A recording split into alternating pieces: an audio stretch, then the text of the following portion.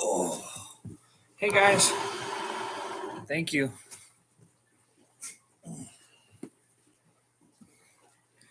How's everybody's night going?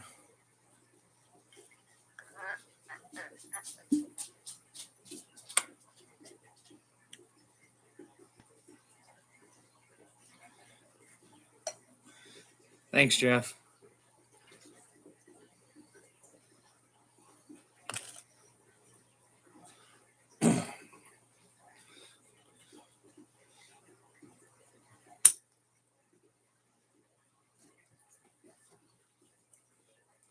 How are we doing tonight? Can you guys hear me okay? I'm wondering if that fish tank's too loud.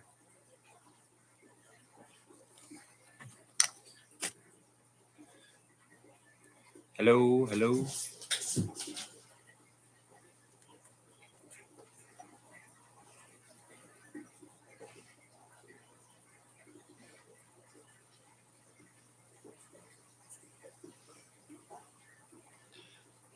Oh.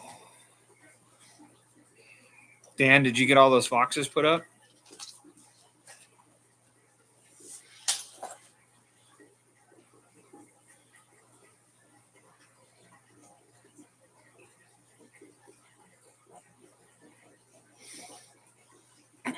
Oh, Jeff, I did season opened on Thursday and I ended up putting in, I think I got 8 sets in on opening day.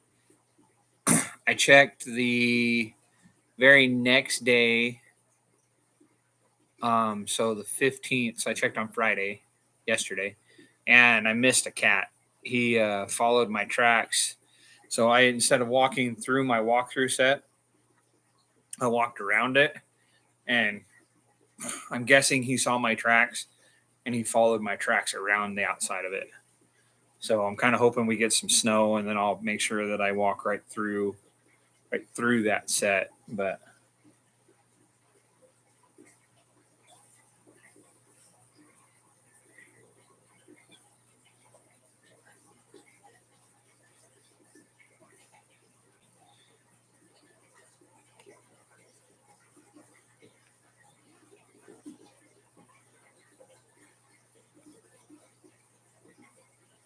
oh, nice. Have you ever had any luck with putting the little rubber or the soft plastic fish on the triggers of those 330s? Because I've always wondered about trying that.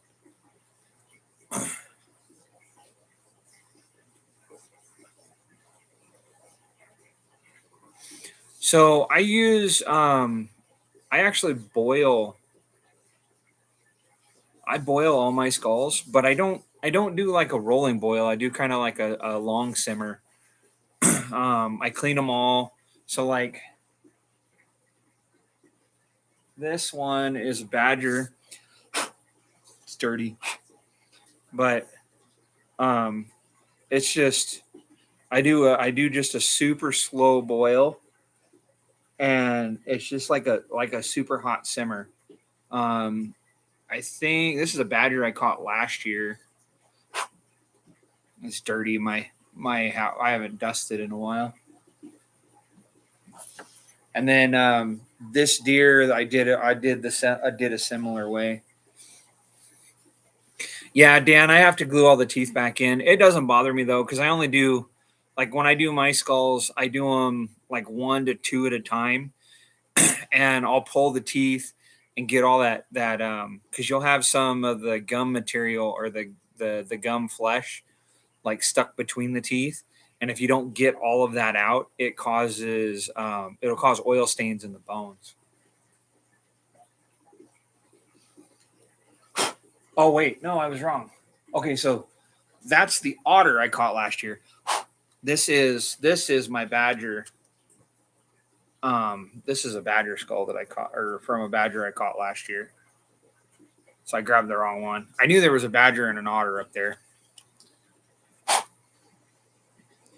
But like if you notice, like, so I didn't get all of the, so in the bottom jaw, Oh, his bottom jaw doesn't come off. There's a root that runs. It connects to all of these teeth, but it runs down the side. And if you don't get all of that material out, I don't know if you can tell. See how there's that dark staining right here? That's from the grease in that vein, or that nerve that I didn't end up getting out. So yeah, this was an old badger. Started to have gum rot and stuff. But yeah, that's my I'll tilt it up a little bit. That's my buck I got this year.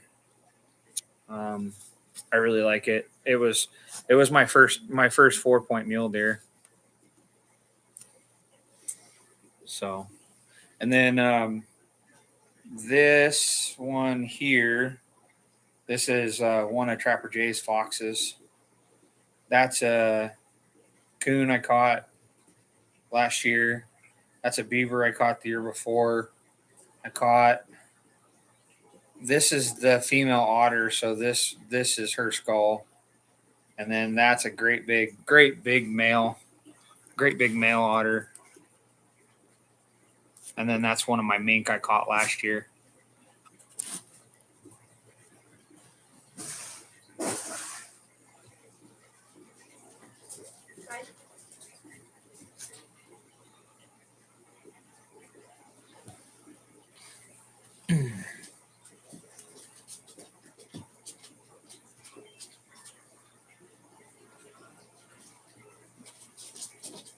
Sorry.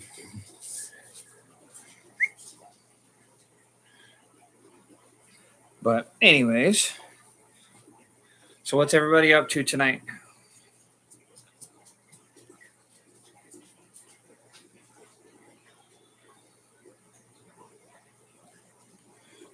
And I got Mark's sticker right there.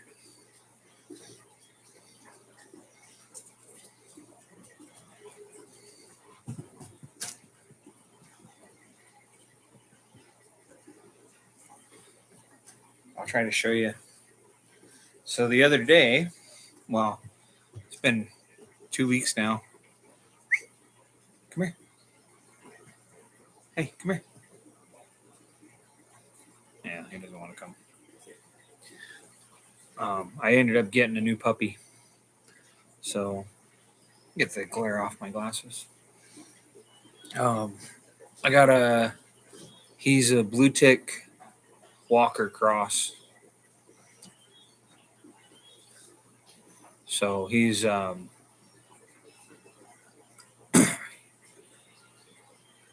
hey Mark, thanks man.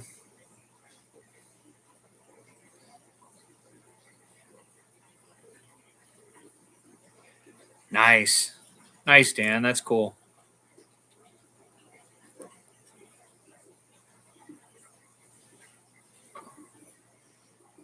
Hey Mark, this is my otter here. That's a great big otter. That's the one I think it's a similar size to that one that you got.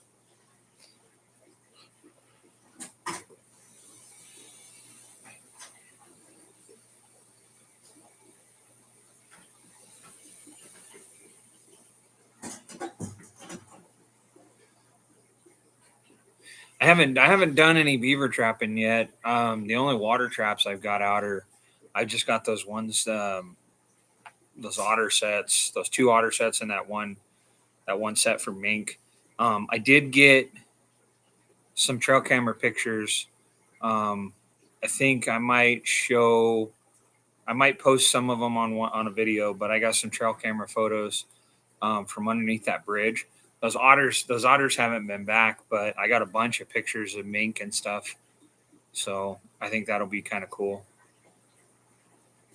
I haven't been doing a lot of filming as far as that otter set goes, because I check it from it's underneath a highway bridge, and I just walk to the top of the bridge and I can look down and check both sides of the bridge and I can see all those sets.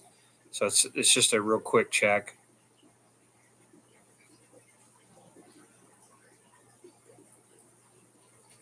Oh, nice, Jeff. I bet. I thought about it, but it's like it's one of those things like I don't know. I'd rather just have it be really, really. I don't know. I want them perfect. I don't want. I don't want to screw it up. I want them to look really good. So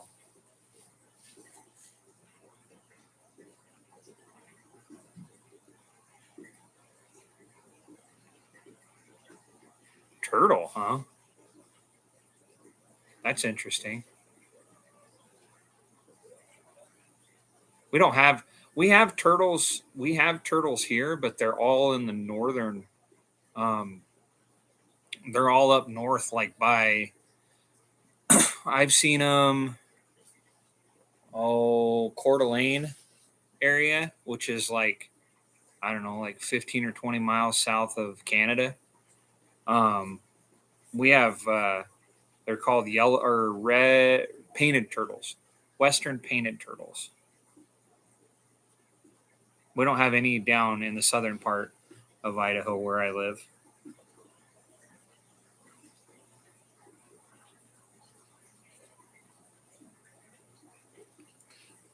It'd be interesting to try it, Dan. I think it'd be worth it.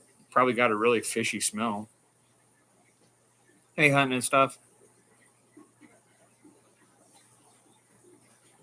Yeah, Jeff, and I could see that it's definitely worth it because you're making it with your own two hands.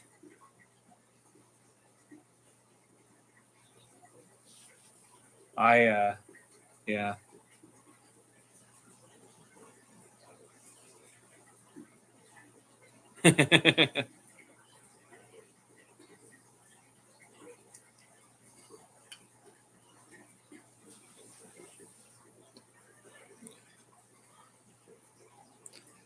Hey, Lance.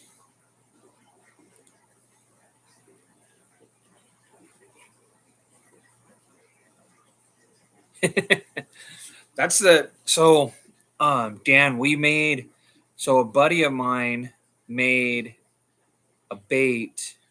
He makes his own bobcat bait and he's done very well with it. He caught 57 cats last year with that bait. And this year I got two or three different varieties of that same bait. And hey Dominion, I got he we made three different varieties of that same bait, but one of them we put mink gland in, and he said that when we'd skinned a bunch of mink one day, and after he went in the house, his daughter's cat just couldn't leave him alone. So he went back out into the shed, took the carcasses, and cut that mink gland off to throw into the bait, and we've been using it. And when I checked my sets yesterday, I had already had a cat walk by. So I know. I mean, granted, like I said, I screwed up. The cat saw my tracks, and I ended up walking around my set. So he never walked through the middle of that set. So that was kind of my thing. I'm getting backed up here.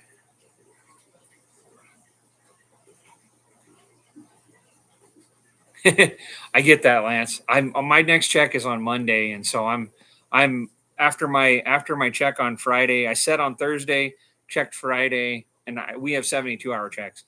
So I checked Monday, Wednesday, Friday, but opening day was Thursday, so I couldn't set until then. But I set Thursday, checked Friday, and I had already had a cat interested in around one of my sets. And last year I went probably 3 weeks before I'd even had any sign. And I ended up, that was when I caught my first cat. I caught my first cat that day. And then the next check, I caught a cat. The next check after that, I caught two mountain lions. And then after that, I didn't catch anything. Or no, I take that back.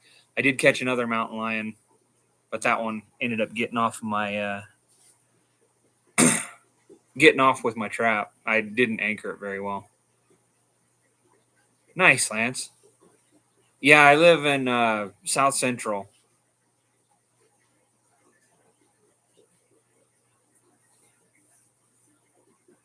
Wow, Jeff, that's a lot of hides to tan.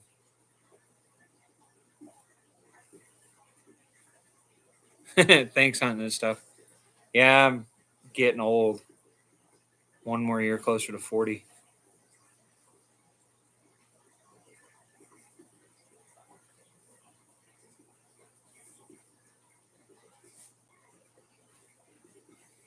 I think that's the one that Dominion. Don't you use that Clint Locklear's one? I was thinking that's you use one of them for of his, or no, it's Cat Call, isn't it?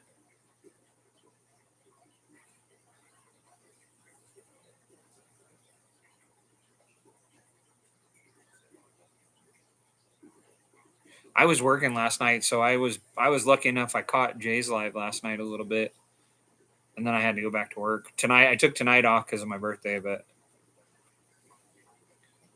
nice, Lance.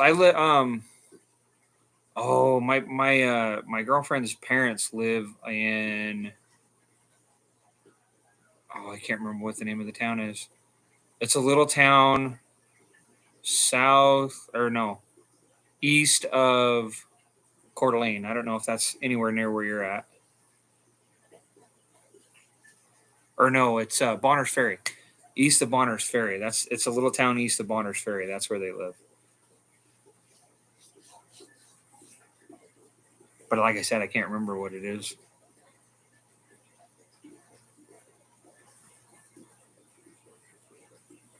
Oh yeah, you might actually live right close to where they live.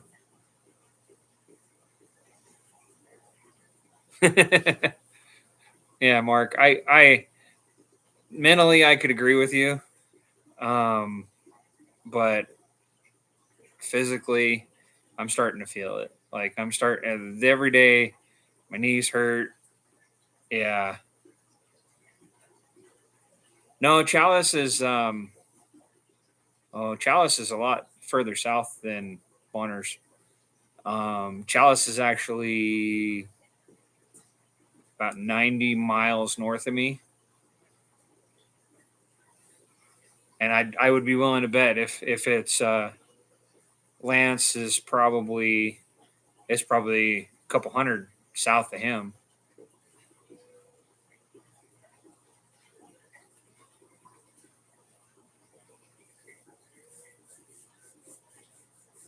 Thanks, Daryl.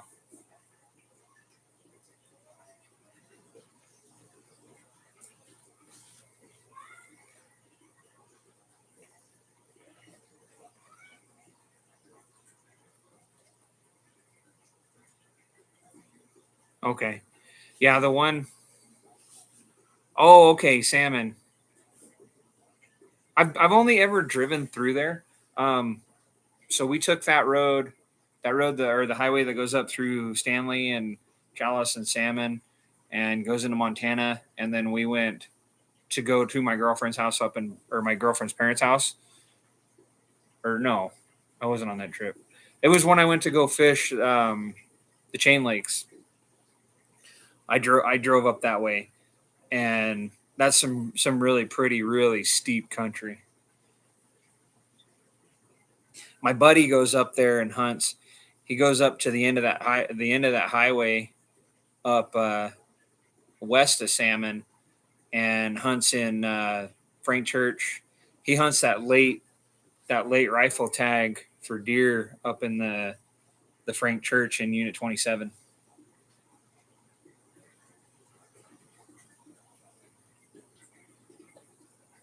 But he's a Billy Goat. He's a BLM firefighter, and God, that guy, swear to God, that guy can just run up a hill.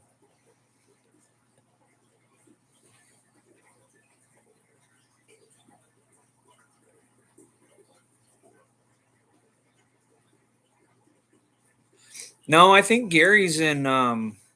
If I'm right, Gary's in Grace, or not Grace, Grangeville. I think that's where he's at. I could be wrong, but that was where I was guessing.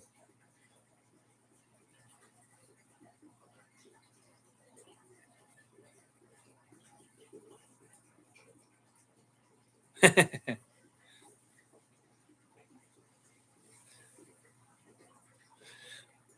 I know he was talking about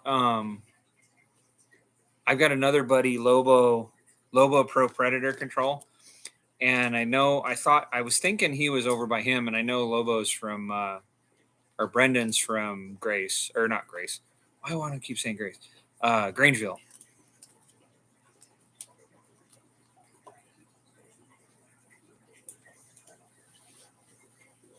I just watched his video just the other day where he was putting that locker in his truck on the front end.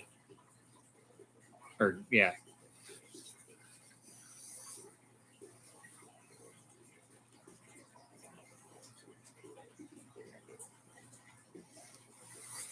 So how's everybody's fur doing? Are you guys catching a lot?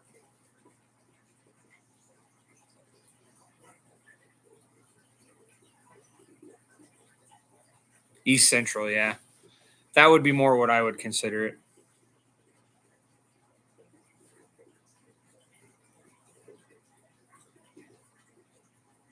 Nice. I had an old 94 Chevy half ton that had the same thing, had a vacuum locker for the front end, and the thing went out. It was a pain to get it running.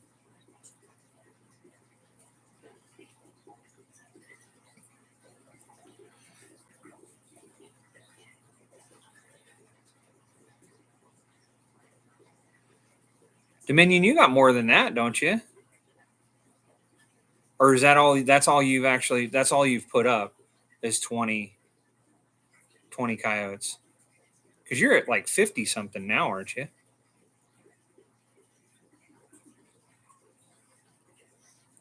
Five sets out. 4 coyotes and a skunk. Hey man, Lance, that's awesome, man. Like I only have I probably have like, I don't know, maybe 1, 2, 3, 4, 5, 6, 7, 8. I have 18 sets out right now, but that's also stretched over probably about 60 miles. um, I'm currently trapping 3 different locations, or 3 different main locations. So I've got some sets just not too far from my house down in the canyon, and then I've got some otter sets underneath the bridge, way out in the middle of nowhere, and then I've only got 10 bobcat sets. I got to wait until my side by side gets fixed before I can get the rest of my cat line out.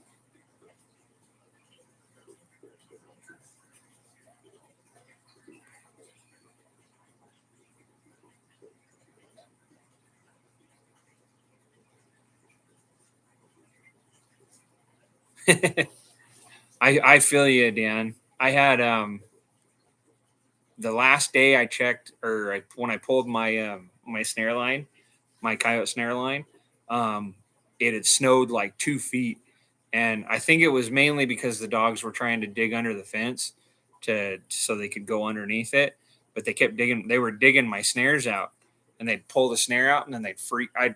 I'm assuming this is just judging by the tracks. They'd freak out and then run off and go down to the next hole, and then dig that hole out, pull the snare out, freak out, run down, and I followed them for like almost 2 miles on this one fence line. And as I was closing snares up, you could see them.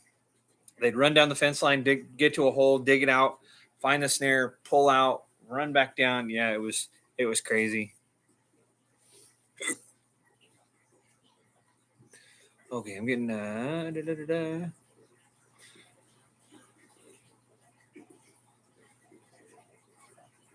Oh, that sucks, Mark.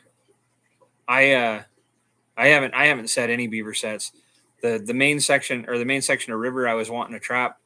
I was mainly wanting to trap this year. They closed, so I can't right now. I can't do anything with that. And with cat season, that's where I'm focusing all my time. Yeah, 59. So you're almost at 60.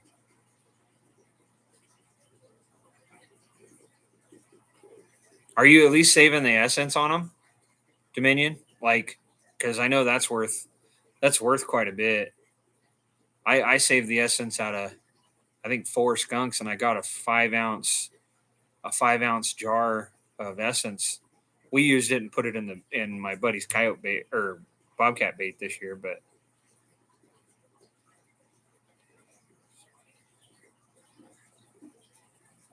I get that, Mark. My it's really muddy here, and my 4 wheel drive's not working on my truck right now, so I have to where most of my bobcat sets are. I have to be able to walk into them.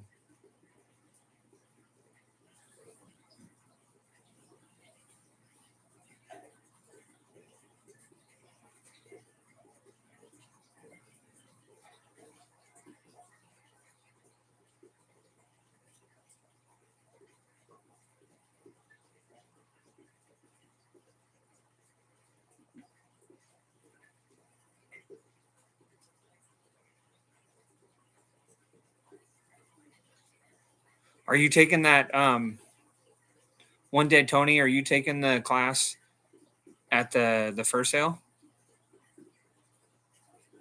Because I should be there. I'll be there at all 3 days. I'll sell my coyotes, all my coyotes, and a couple. I've still got some. I've still got some. A couple beavers that I'll probably get rid of, and uh, some raccoons that I need to get rid of that I've had from last year.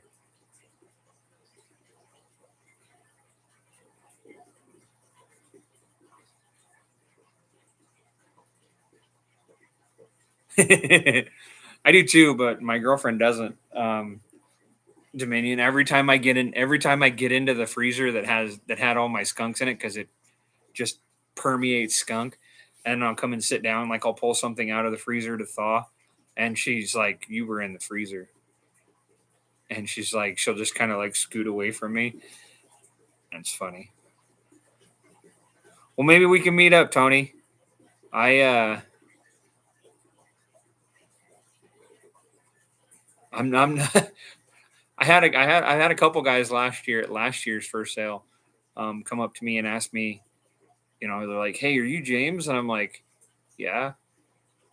They're like, "Oh yeah, I watch your YouTube." I'm like, "Oh hey, yeah," like it just kind of makes me feel weird, like that people recognize me um, from this outside of YouTube, I guess. And I don't know, it's I don't ever think myself as a celebrity. I probably never will, but and it'll probably get I'm a very awkward and weird person at times.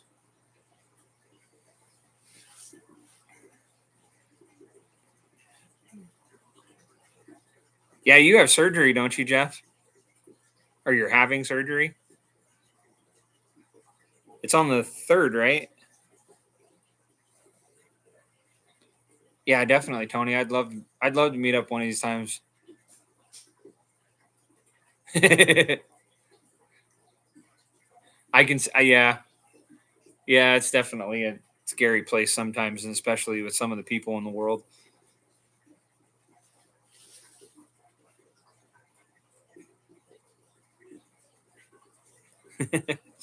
7 years of skunks? That's crazy. That's a lot of skunks. Have you not harvested the essence out of 7 years worth of skunks?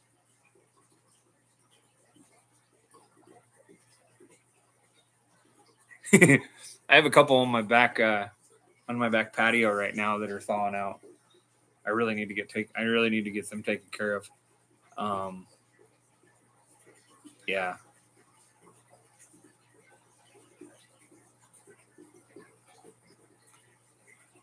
I'll have to show you.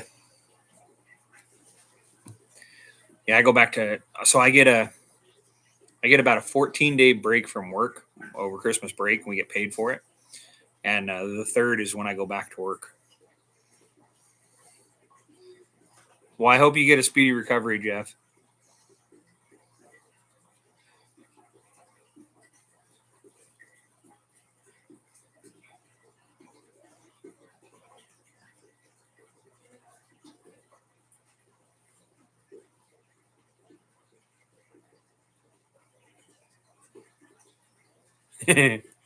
um. Oh, okay. My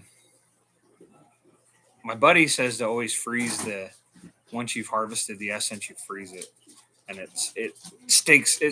keeps its smell a little longer. I don't know how true that is, but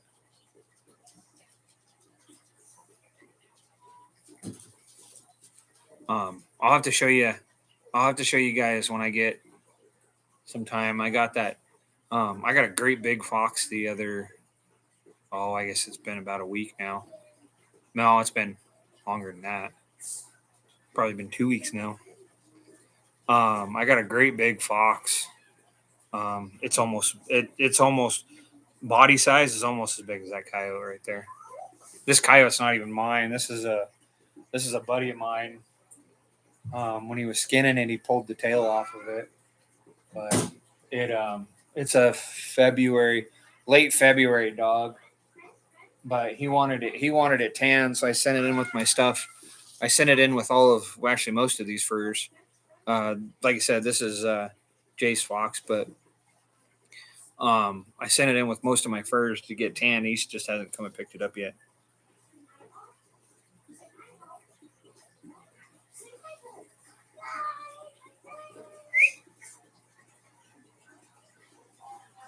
Let me see if I can. Let me see if I can go grab that fox real quick. I got you on a little stand. I'll be right back.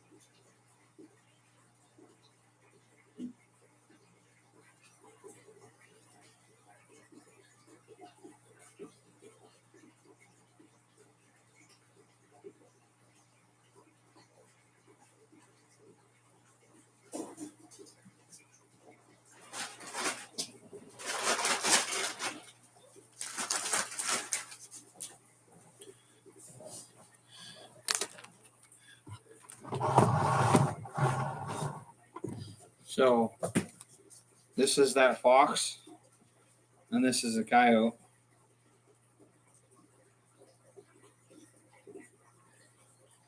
And there's only maybe 6 inches difference in the head, but it's a really dark colored fox.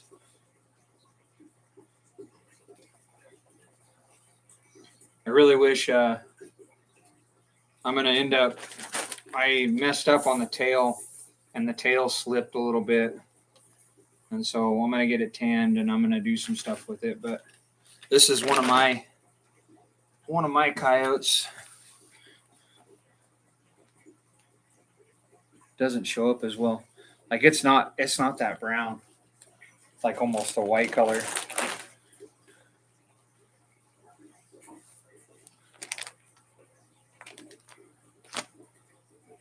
But this one's one of the ones that I'm keeping because I caught it in a snare, and the snare split the skin a little bit when I was fleshing it. But I really wish that color would come in right. A little better. But yeah.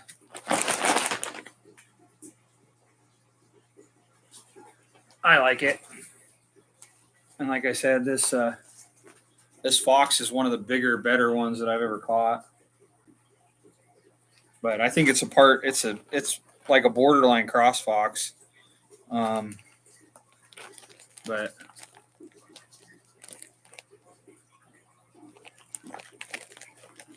I don't know if you can tell the thickness. But yeah. And I caught this fox like, I don't know, 4 miles from my house. and I live in the middle of the city.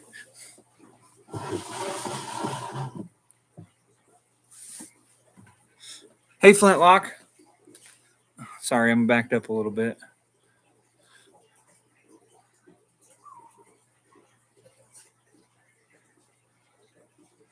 Thanks, Dominion. I did pretty. I did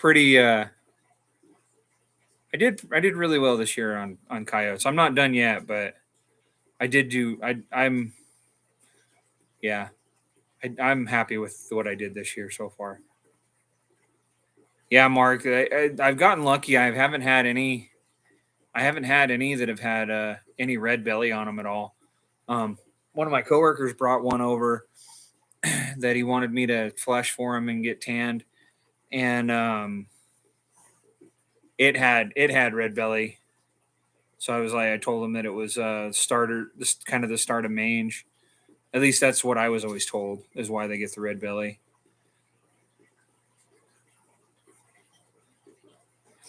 Yeah, Lance, I've gotten more different colored coyotes than I ever have. Like most of the time, I used to hunt and trap them out by my old family house or out where I grew up. And I went to a different location this year, and I've caught well out there when I trapped out by my old family house. Um, I mean, I got five was my best year. I caught five coyotes. It was my best year. I went to an area that's probably 40 miles south of me, and I've already caught 35. So, and all of them have been like really, really pretty coyotes. I've gotten a few that are, those, standard coyotes, but like a lot of them are pretty with different colors. And I even got a blonde colored one, which it's hanging up, and that one's actually going to get tanned.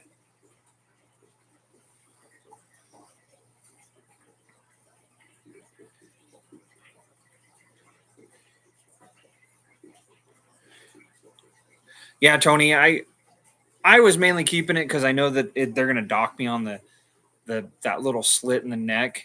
I didn't know when I was fleshing it. I didn't know that slit had opened, but by the time I got it dry, it had split. And so I know they were going to dock me on it, and it's too pretty of a coyote to let go for $5. Like I'd rather just get it tanned and keep it for myself. I'm getting 8 coyotes tanned for personal use. I'm going to replace this one with that blonde colored one I got. Like I said, this one's not mine. This one's a buddy of mine. But yeah.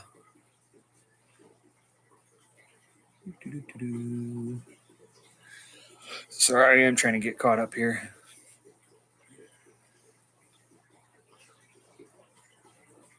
That would be cool, Lance, to get a black one.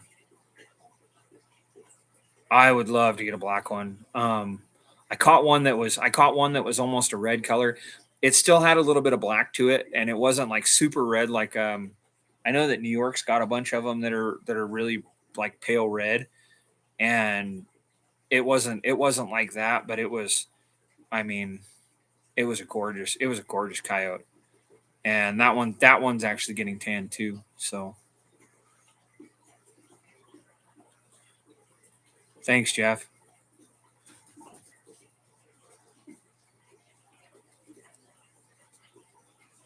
Yeah, I can see that, Dominion.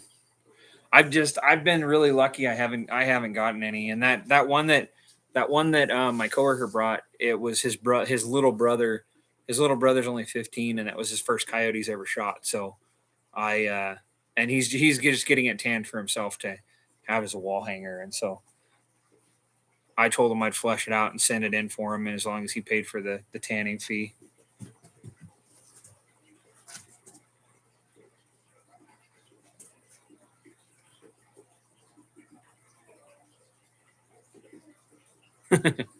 Yeah, but Dominion, I also have a lot of. It's been hell. It hasn't been in the 40s in over a week. I mean, right now, and that's the thing is those are early. That's an early coyote. Right now they're all like this one. I mean, this one's This is just your standard everyday coyote out here. Like, I think, yeah, see, this one's got red belly. It's kind of weird. It turns tan, but in the it has red belly on it. But and this one came from out by where I was. I was trapping last year. And so, I mean, just super thick. And like I said, this is a February dog. So,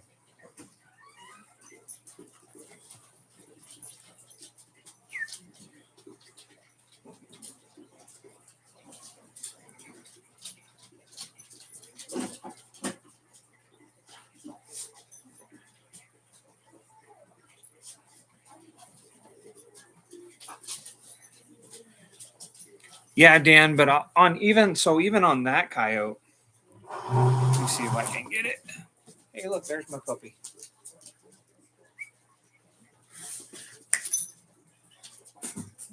Sorry, the dogs are going to start fighting here in a minute.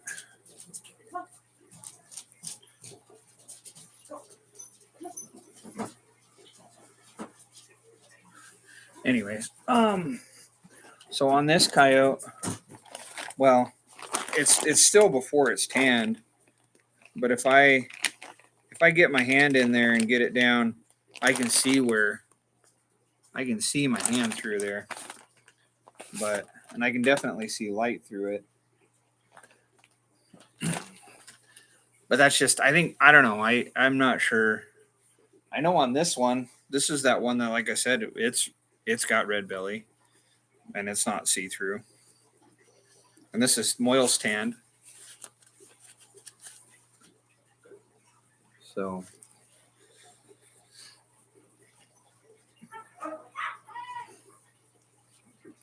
dogs are fighting.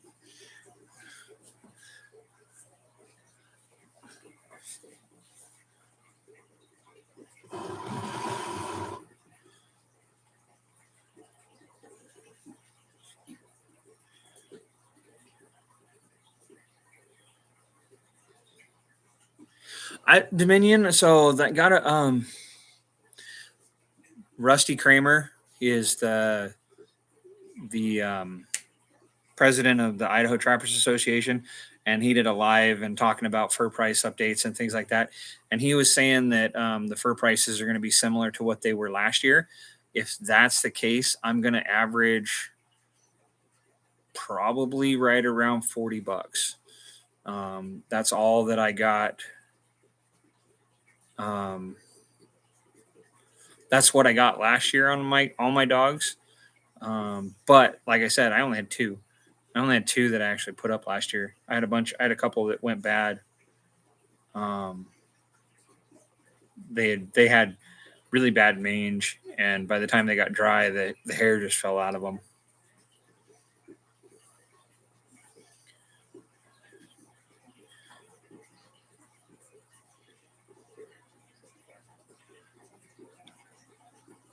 Nice flintlock. I haven't rat trapped yet this year. I don't even know if I'm going to be honest with you. I think I'm going to focus on. I really want to get a couple more otters this year, but my main focus this year is all dryland stuff.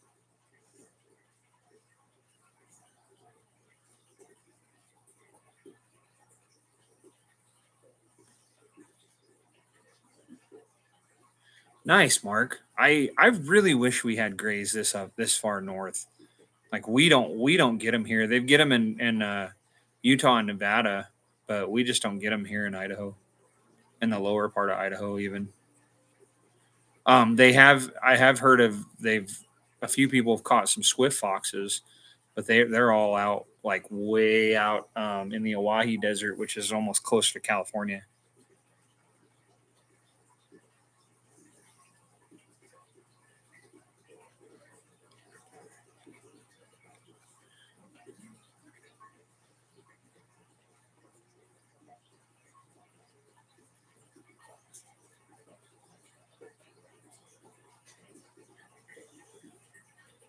I think I'm not sure what you're talking about, Dominion. If you're talking about Rusty Kramer, if that was what you're talking about.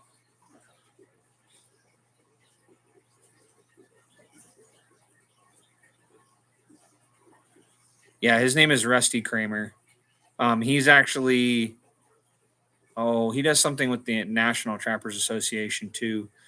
I want to say he's their event organizer or something like that too.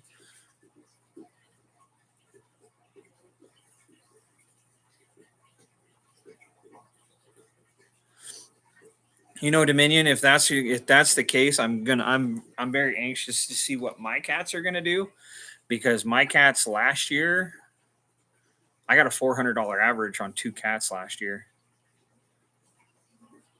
So, um, if I get a $400 average on cats, or if you're gonna, because your cats are a little thinner than ours, I would think, right?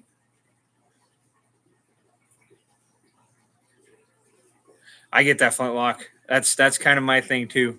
I'm tired of the mud. I got to where um I got to where I just didn't want to bury any of my sets this year. So I'm running all open walkthroughs. I am kind of like putting a little bit of dirt over them, but not fully burying them. Dominion, you can send any of your fur. You just get a hold of Rusty Kramer on, or the Idaho Trappers Association on Facebook, and they can give you the information to send it to them. If you're going to send cats, though, I would recommend waiting until the May or the March sale. That's when all the main cat buyers are going to be there, and that's when you're going to want to send your cats in. I'm holding even if I catch one or two cats before the January sale. I'm holding all of my cats until that March sale. I'm getting rid of all my coyotes at the January sale though.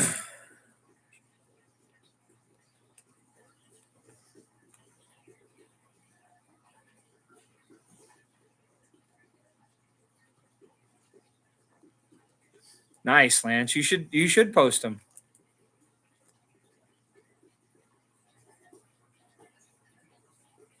Yeah, but I mean, come on, man. I post my adventure. I don't really even post the you know the I don't post my like the how tos and things like that. Like there's a lot better trappers out there than me. I mean, Judith and Dan, they're one of the best beaver trappers out there, um, when it comes to that. And I mean, Iowa Trapper, Trapper J, Dominion, or oh, well, yes, Dominion, you too. You're kicking my ass in coyotes. But 330 Maniac, Coon Creek, they're all super great trappers, and you guys could learn a lot from them. When I started trapping, I had a basic knowledge of trapping because I'd had friends that have done it. I'd had family members, like my uncle had done it back in the like 30s and 40s. And well, I should say he was my great uncle, but um I had kind of had a basic knowledge of it, but I learned everything I know, everything I do from YouTube. And like I've got a buddy of mine, like I said, that's teaching me cat trapping, and that's more of a regional style of cat trapping. Like if I tried to cat trap the way I do here, say where Jay's from in Missouri or Iowa or Nebraska, I'd be totally lost. Like I wouldn't know where to set the first set.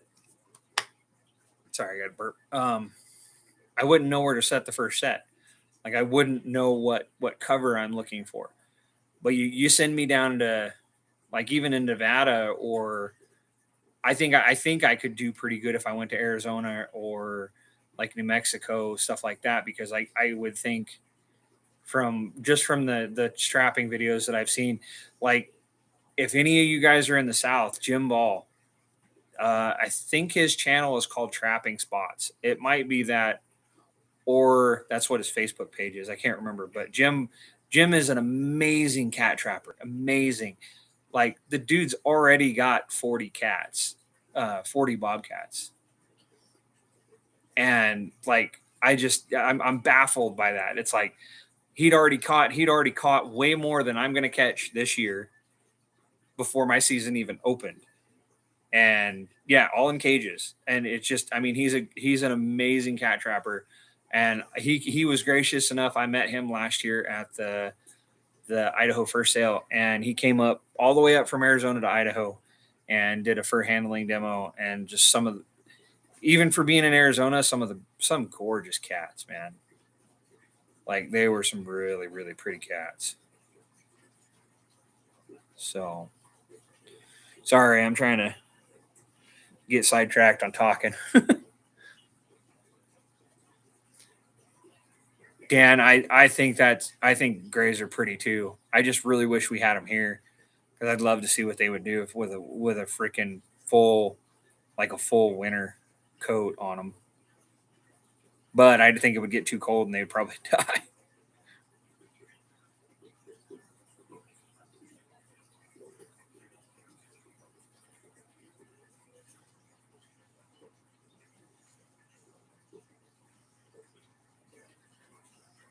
Dominion, if you want to send me your cats, man, and with your info and stuff, I would be more than happy to throw them in the sale for you. Um, like I said, I mean, I guarantee you're going to get your best price at this first sale. But like I said, I would hold them till March.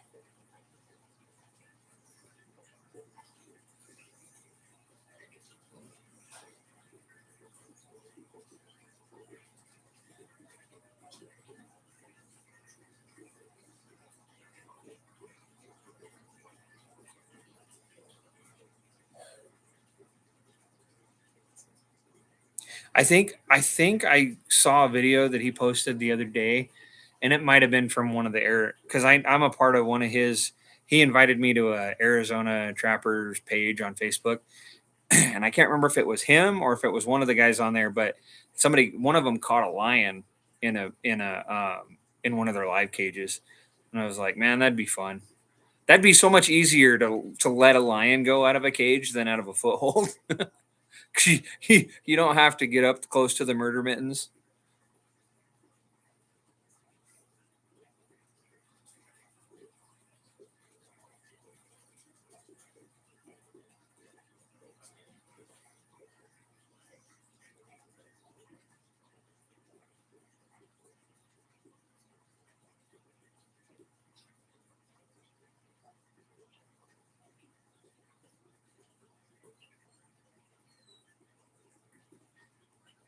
Yeah, Lance, and like the cats that we catch down here, they run on about a 2 week circle. So the cat that I missed yesterday, I probably won't see signs of him until maybe the new year, and that's if he doesn't get into somebody else's set between now and then. Coyotes, coyotes are a little bit different. They don't really run like that. The lions definitely I've seen them run circles. Our otters down here will do that too. Right now, currently, I have one location that I've set for otters. The day I set, I had fresh otter tracks running through there, and I've had a trail camera down there ever since on the creek, and they haven't come back, and that's been 3 weeks now. So, yeah.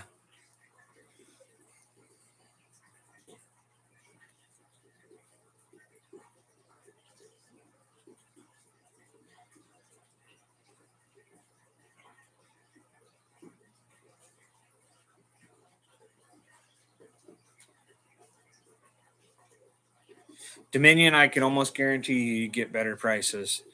Um, hold on. Let me see if I can find the.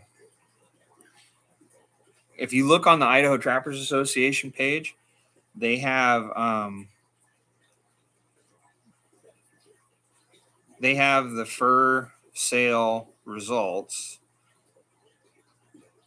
Hold on. There.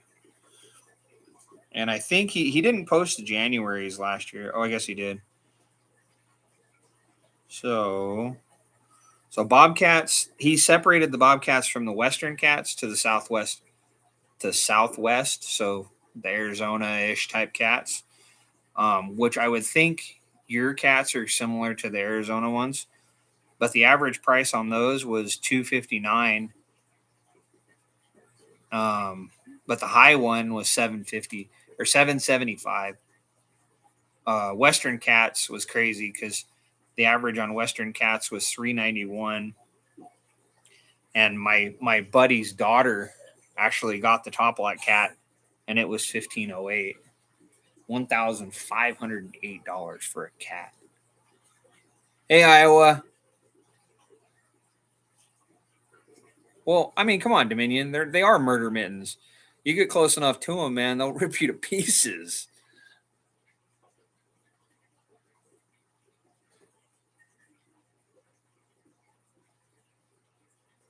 And I mean, it's a Otter Cat. What's up, man? Yeah, it's definitely, and it's almost like its own mini convention. It's a 3 day event. Like the first day generally isn't very long. There isn't really much to do. Mainly, I take that off. I go help them set up tables and things like that. I'll start taking fur for her, help them move fur into the fur room and stuff like that. And then I'll bring my fur in and put my fur out. And then day 2 and 3, they have conventions. They have, they're not conventions. They have demos. They have people selling baits, lures, traps. I bought 2 dozen 550s last year for like, I want to say like $210. So yeah, I got a really good deal on those 550s, and so it was like for the money I just couldn't pass it up.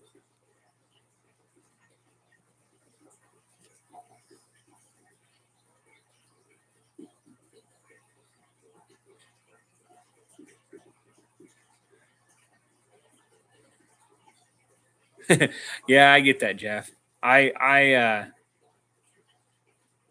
that's why I've got that one tube set down there because I've heard that because they're very curious and everything, and so I'm thinking they're gonna see that and they're just gonna want to like meander through it, and where it's got a 220 at each end, they're not gonna make it very far.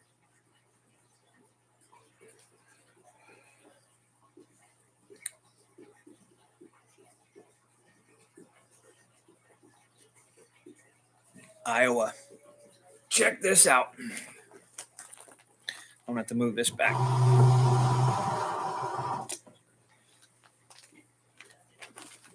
Ooh. Here's my my red fox I got the other day.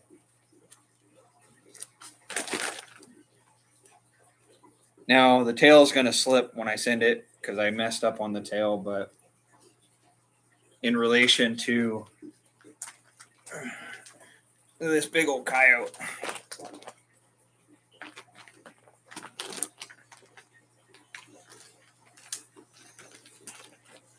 See if I can get him up. Same. You see him? It's a big fox, man. And the belly, I love the belly on him. Like it's just that really dark black belly. It's one of my biggest foxes I've ever caught. But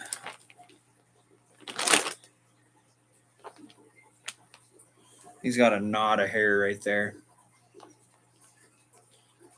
But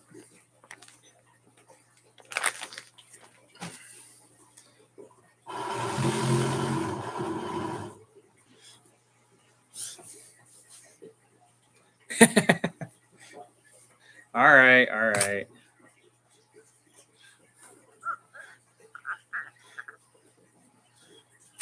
Hey, Ruben. How was the creek today? Did you go?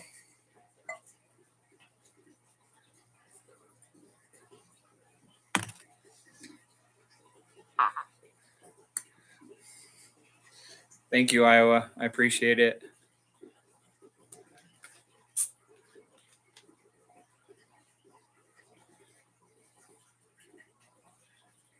So, Dan, I was talking to a buddy of mine, and he said that 1 in 10 foxes out here are all cross foxes.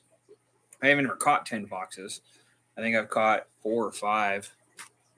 But here you go, Iowa. There's your. Tonight we're drinking. It's called Under the Stars, a rye whiskey. Good stuff, but nice, Ruben. Yeah, a buddy of mine went out yesterday. I saw you posted some pictures on. I don't remember if it was on Facebook or here. I follow you both places, but um, he. Did you get a big old fox? Anyways, he caught a bunch of big browns down there too. Here we go.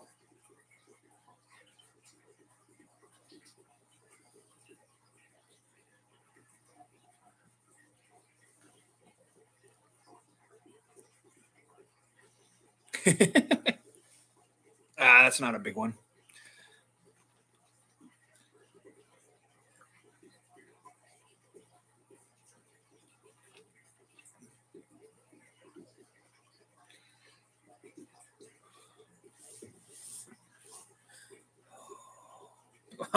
Mark. Oh, I will say though, I'm gonna. That's probably gonna be about it, about all I drink tonight though, because I still do have to go to work in the morning.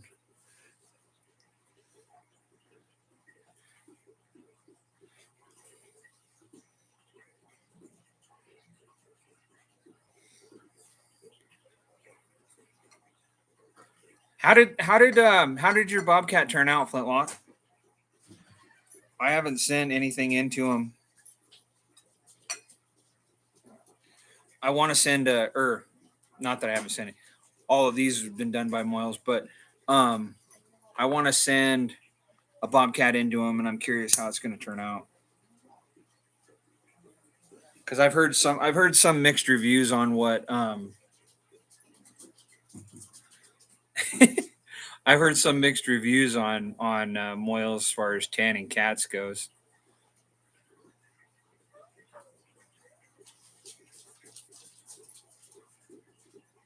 All right, have a good night, Iowa. Thanks, man. I appreciate it. You guys didn't have to do that, but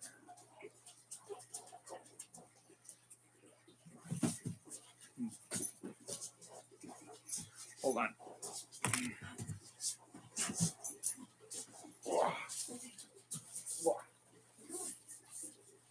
Here's my puppy. He's a blue tick walker coonhound, so he's going to be my cat dog when I get him.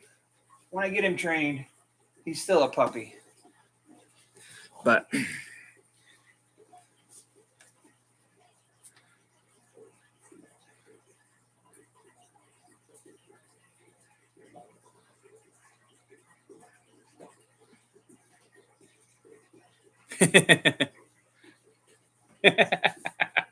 well, thank you, Iowa.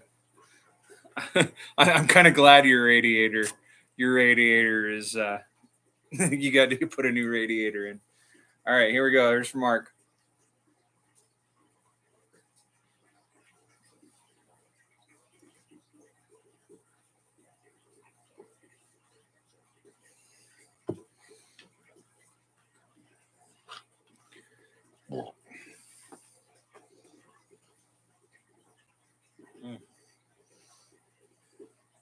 Like I said, I still got to work in the morning too.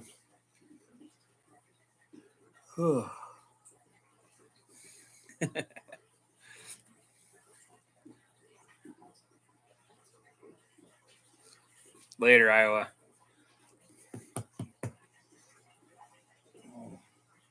Now my puppy, he's getting over being sick. When I got him, he was sick, so he's getting better. But once he gets trained up, it'll be nice having something that I can run cats with.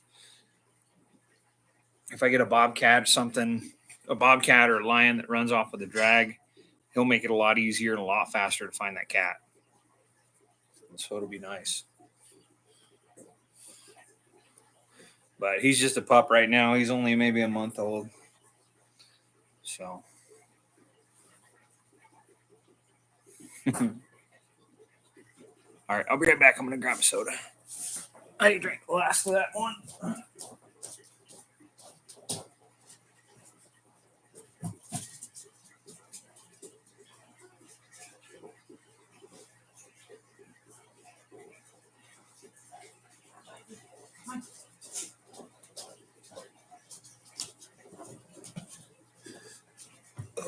Oh.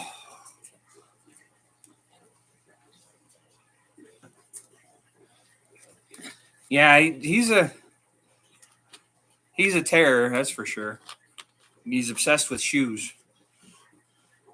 I took him out yesterday when I was checking traps with me, and I got him on that bobcat track that I had that I found, and yeah, he was very, very interested in it, which makes me happy.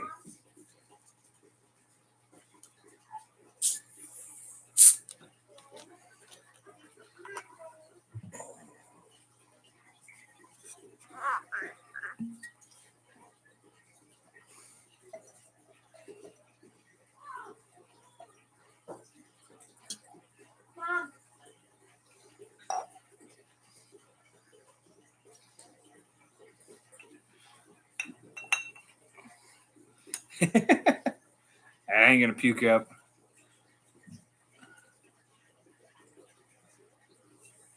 I like this one though because it's it pairs very well with Pepsi. It's kind of got like with the Pepsi, the cherry Pepsi. It gives it kind of a, I don't know, a cinnamon flavor. It's pretty good.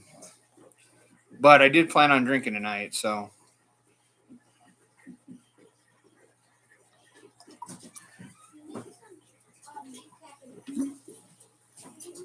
Get in there.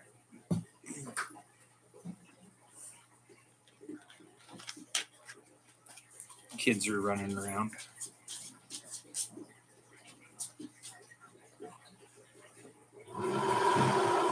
All right.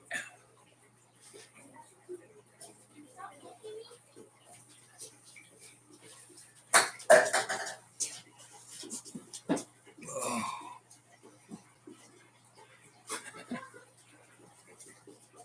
I don't know what else I got. Hey, Mark, you still in here? That's gonna go on my. Oh, it's backwards. That's gonna go on my side by side when I get it fixed.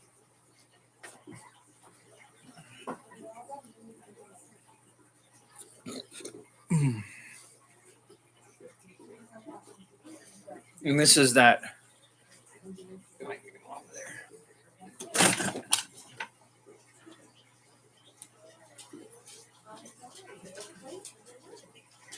This is that red coon I caught last year. Kind of a redder color. I didn't think it would sell very well, but I like the way the colors looked on it. So.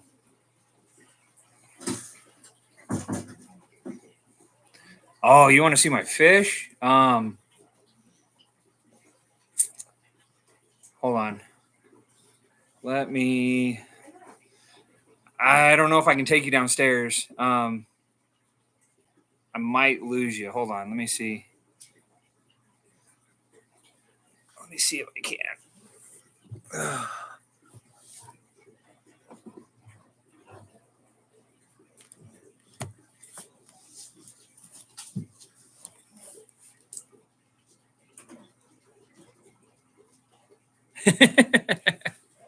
All right, let me see if I can get you. So, I do have So this is my 75 gallon, and it's kind of a mess, but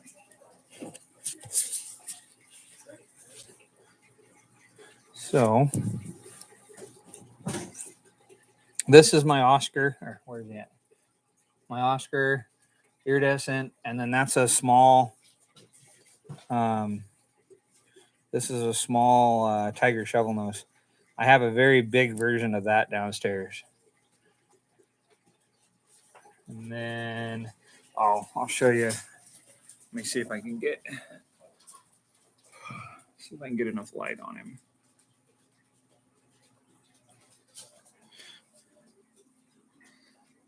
Oh, he's in bed now. I have a horny toad too. Let me see. All right, let's go downstairs. We'll see if I can. Let's see if I can make it down there without losing you guys.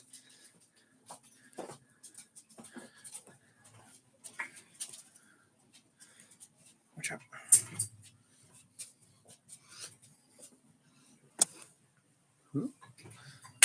You should know. Shh. Okay.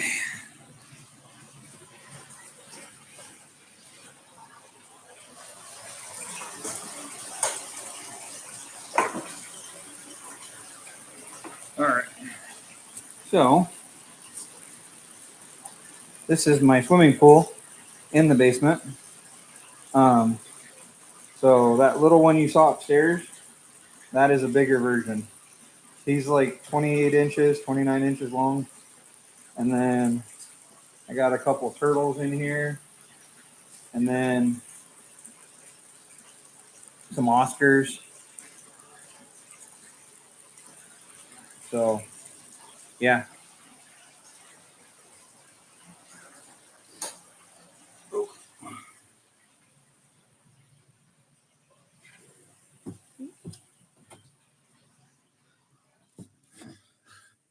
Hopefully you guys saw that.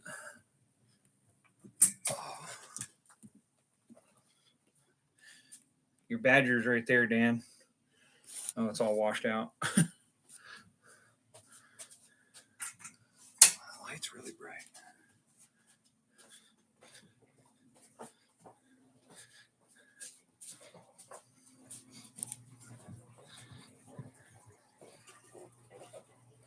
Okay.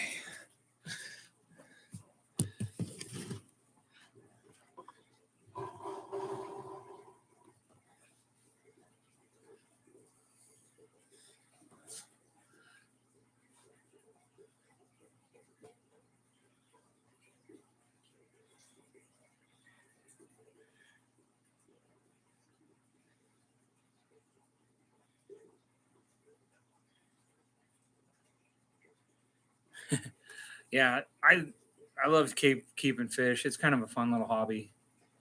I was gonna do some YouTube on it, but yeah, it's just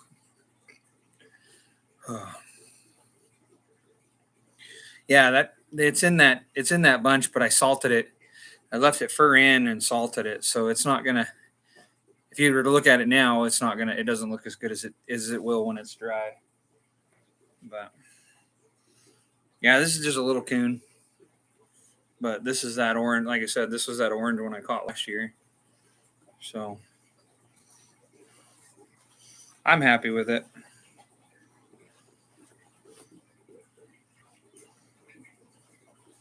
Definitely some different type of fur. That's for sure.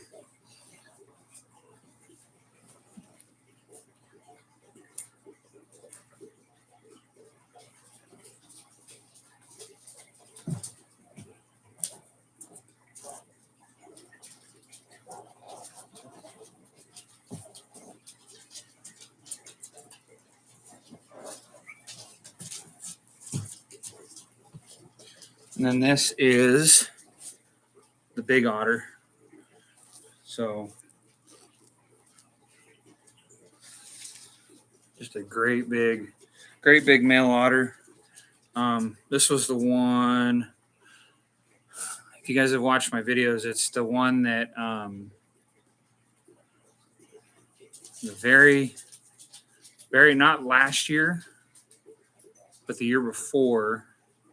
This was the third otter I caught that year.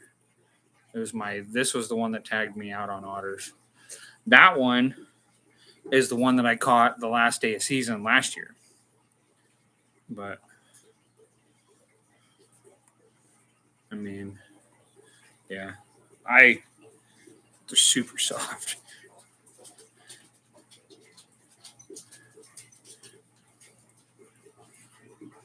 Wow, that's a big coon. So I caught one. I caught a big coon. It's been a week or two now, and it's like 22 pounds. I think it was like 22.3 or something like that. But it was just a giant, giant coon. Like for a raccoon, that was a big raccoon for here, for sure. Yeah. I have to get this one back up.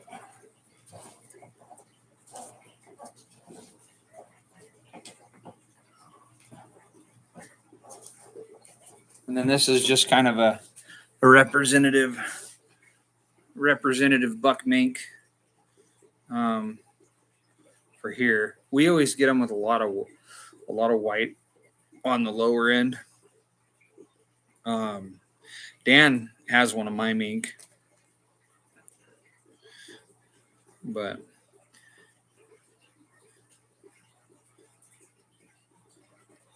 yeah, they're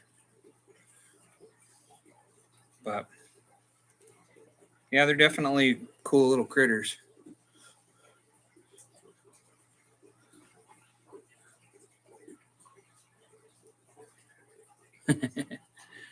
Yeah, it was definitely a really good one. Little to no white. Yeah, we had one. My buddy ended up keeping that one, but it had a white patch that ran here, and it was almost like an hourglass. It went down and then went back out and then down, back out, down, back out, and then it ended up having like these white stripes that ran down the belly. Like this one kind of has it. I don't know if you can tell, but when I cut the belly out, it yeah. But yeah, it was a really cool one because it had just a ton of white on the belly.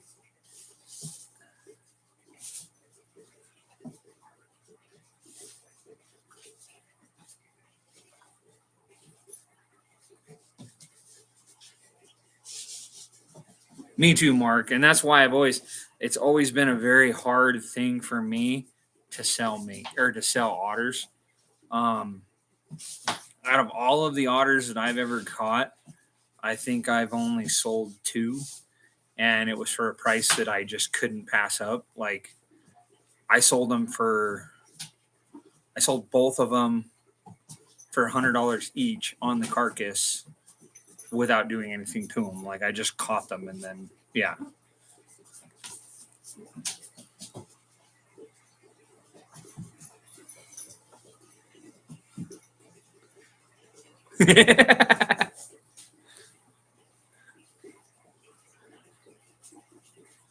You've caught 6 otters already, Dan?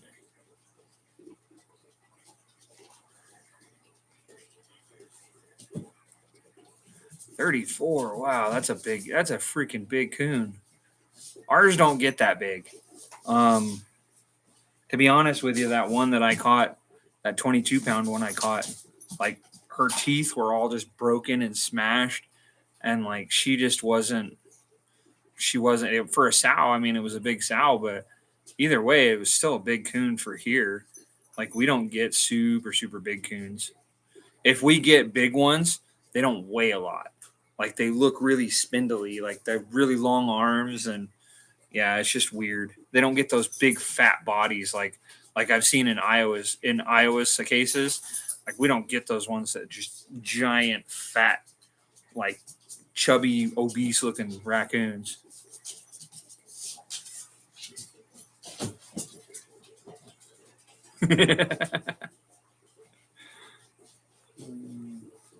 Thanks, D White.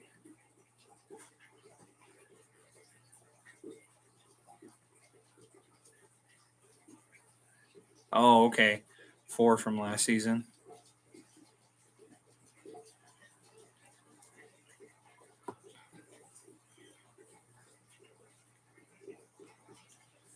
I wish I could catch more otters. Um, Granted, I'm not doing that great anyways, but I wish I could catch more. Like I had more of a personal quota.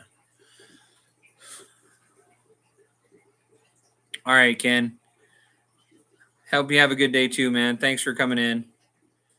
Our personal quota on otters is 3. It's the only thing that we have a quota on. So my area is has a total limit of 30 otters that can be caught, and in that area, each trapper is only allowed to have 3. So even if you don't catch your 3, but the quota gets met at 30, then you can't. The season closes.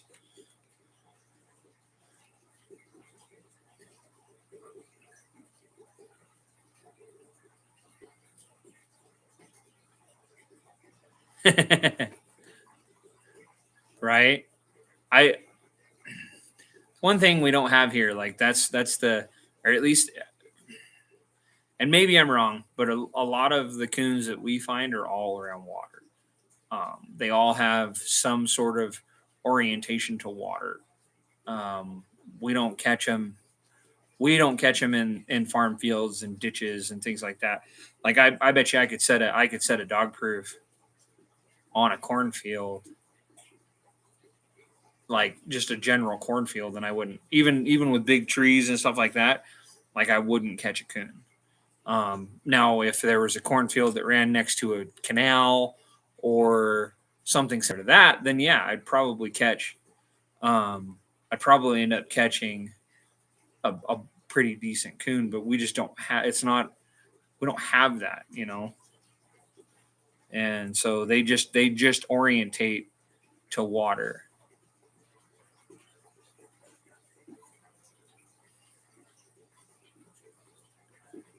Yeah, see, we have unlimited cats, Dan.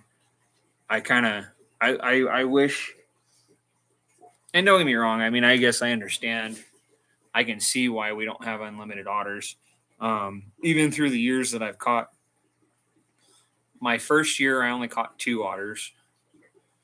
My second year I caught 3.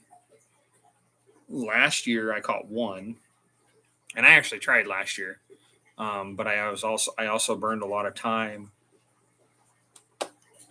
Sorry, I burned a lot of time cat trapping and coyote trapping, so I didn't do a whole lot of water stuff last year. Well, no, I guess I did.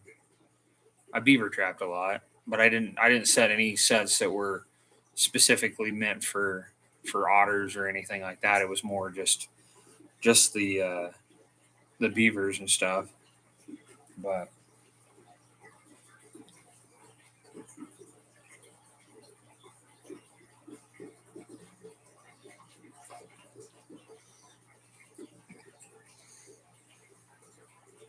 5 otters.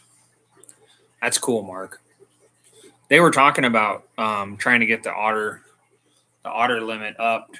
Um, I know that.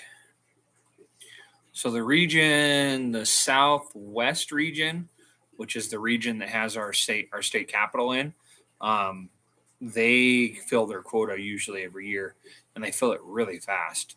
Um, like my area doesn't get hit or doesn't get filled. I think the last 2 years it never got filled. So nobody caught the 30 that we had, but the Southwest, I think theirs is only like 15.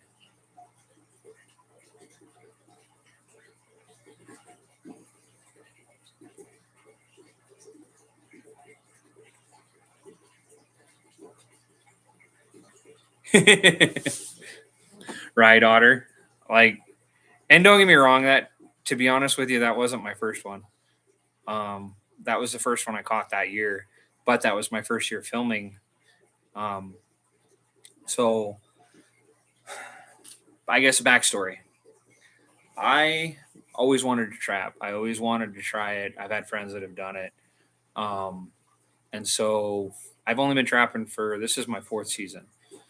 My first season. So today's my birthday. So I took Trapper's Ed.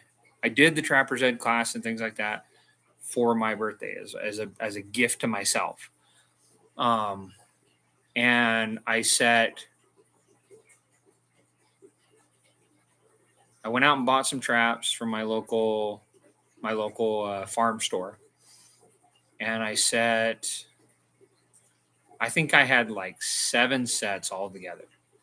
I had a 1 330, or no, I had 2 330s, and I had them on a banked in for beavers. I had them on a banked in for beavers, and I caught a small kit, and then I had 2 dog proofs. I caught a raccoon, my first check, and then I had set this area that I had known there was otters running through, but I wasn't sure if I was going to catch anything. And I was doing. I'll never forget this because I was walking up. I checked. I had a couple 220s, and I had a couple. I had a Duke 550, a Bridger number 4, and I think a Duke number 4 and a Bridger number 3. The Bridger number 3 didn't have anything. The 220 didn't have anything. But as I was walking up, I was walking on this frozen pond, and I could see tracks in the snow on the pond, and it would be track, track, track, slide, track, track, track, slide. And I'm just sitting there thinking to myself, I'm like, I swear to God, that's otters. Like I can't think of anything else that would be. And I'd kind of followed them, and I wasn't sure if I'd seen tracks or not. But I was sitting there watching them, following them, and the pond that I was on split. Well, I had traps this way, but I didn't have traps over here. Well, I'm sitting there and I'm watching. I'm looking up as I'm walking, and I can see track, track, track, slide, and then I couldn't see anything, and I didn't know which direction they had went. And so when I got to the corner and I saw they were heading toward my sets, I had the like 2 checks before that, I had to break the ice out of the first set because it had froze to the bank, and I was so worried that trap was frozen. But I get there and the trap's gone, and I didn't know a whole lot about otters and things like that. We're really trapping. I had anchored my trap to a set of rocks. Well, the rocks had caves and things like that. Well, otter got caught. Otter went into the rocks, and that was the biggest pain trying to get that thing out of the rocks so I could get him dispatched. And then I lost my mind. I called my buddy on the phone. I'm like, dude, I caught an otter. And it was the first 2 weeks of me ever trapping. And so I spent probably 30 minutes sitting on the phone with him, talking to him and just like losing my mind. And I got him dispatched, and I'm like, well, I got one more set. And mind you, where this set was that I caught the otter in, there was a 220 that had been pushed over, but there was another foothold in the trees a little further down, like 6 feet.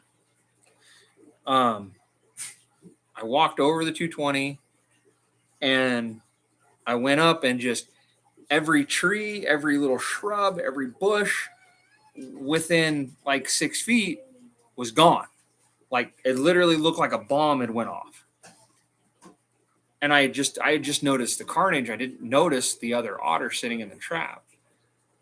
And when I got there, he was just like, I'd walked up on it, and I'm like, what's going on? And I look down and he's just in the water and he's barking at me and just getting all mad. And I'm like, oh my God, I got another otter.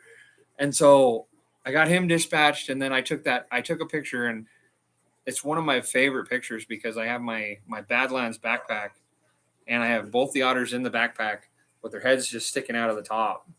And that's one story that I will always remember. It was my very first 2 weeks of trapping.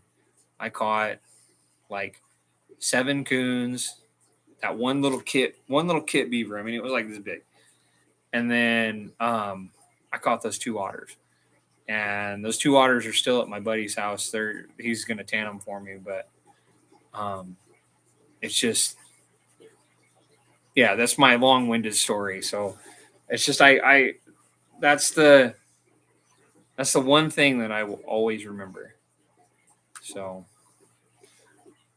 sorry, I got kind of caught up in that story. But yeah, that other one, man, that was that was the whole reason why I was in that spot, Ottercat, was because that fish farmer had those he had wanted me to trap specifically 4 otters, and when I'd caught that otter, I'd caught it in a beaver set, and so I was just ecstatic that day.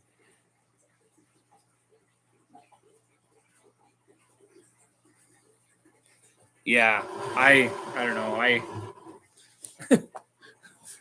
just get so wound up. I get so worked up telling that story because it's such a, for me, that's such a, like, to me, otters are one of those things that I've never been able to, like I said, get rid of. I always keep them. Like, I don't know why. It's just because people aren't going to pay me. To me, I'd rather keep for the money. I would rather keep it for whatever somebody's going to want to pay me for it. And don't get me wrong, if somebody wanted me to pay me $200 for that otter, oh yeah, you can have it. I'll give it away for $200, but nobody's going to want to pay $200 for an otter, and so I'm okay with that. I would much rather keep it to not have to get rid of it. And like my very first fox I ever caught, I was so sad and so disappointed when I sold that fox, because I sold her at the first sale, and I wasn't, it was still new. I didn't know what things were going to go for. I didn't know what I was going to want for things. And don't get me wrong, she was really a really small fox, but it sold for $7. And I was so disappointed in the $7 that I got for that fox, because for $7 I would have kept it. Like, it was just a super gorgeous, super pale fox, red fox. And I would have, for $7, I would have kept it. I would have hung it on my wall for that, I just, yeah.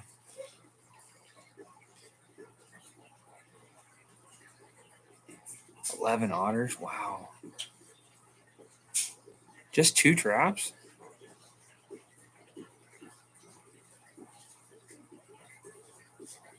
I definitely would, Ottercat.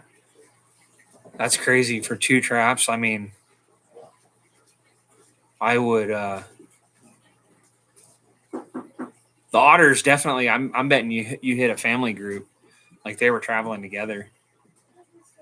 Because I know that the ones that I got, those otters that I caught was in a family group. And I don't know for sure if there was 3 or 4, but I know there was 3 for sure, because there was another set of, when I caught those 2, by the time I got there was another set of tracks in the snow that left. And I don't know when they left. I just know that it left. And so, yeah.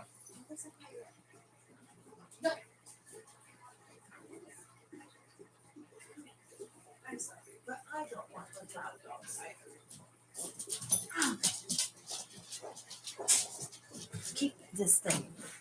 What's wrong with him? They're fighting. I'm tired of hearing it. Huh? Sorry. He's being rambunctious.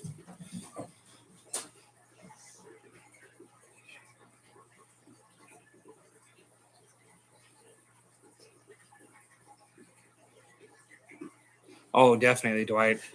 You're right. I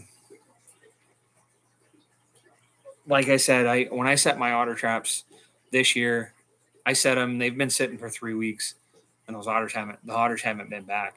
But the canyon that they're in is the same canyon I'm cat trapping, and from where I have my otter sets to where that canyon ends at the dam, um, is like 15-20 miles, maybe more. And so don't eat that. Um, yeah, they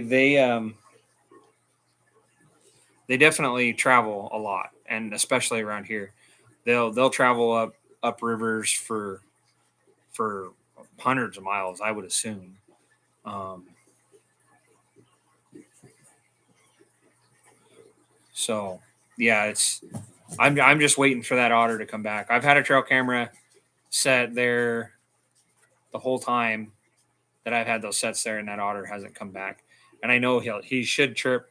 He'll trip the the camera when he goes by. It's just he hasn't been by, and I haven't caught him yet. So I've caught a couple mink, and I've had a few other mink that have come through that haven't gotten in my trap yet either. I'm gonna take a box down, I think, on Monday, and set a mink box up down there. Try to see if I can't catch that other mink that's down there right now.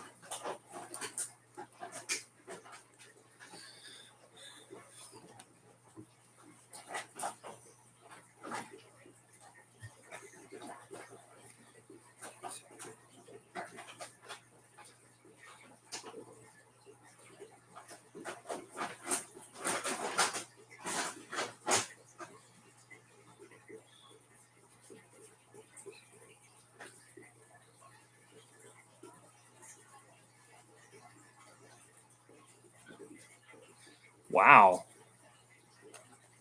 that's crazy, Otter Cat. Jay had a bobcat, um, drag one of his beavers. Well, it wasn't. I don't think it was a 50-pound beaver, but had him dig out, or bleh, drag it out and eat him. That's crazy. Hey, hold on. Let me get him some food. He's digging at the bag. I think he's hungry. The bag's making him mad because it's not cooperating.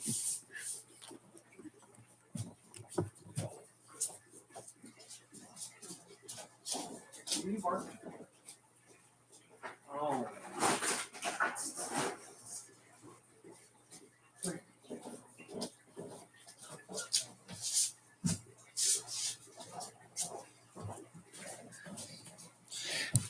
Oh. I think it was the Halloween decoration he was barking at.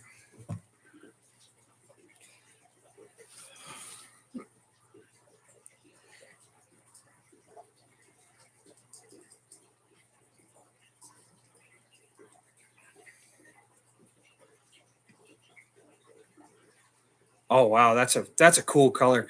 I've I've heard that you can get pieballs. I've never seen one, but I've seen pieball mink. Those things are really cool looking. But that would be a freaking. I'd get that one mounted if I caught one like that. Like there'd be no way around that.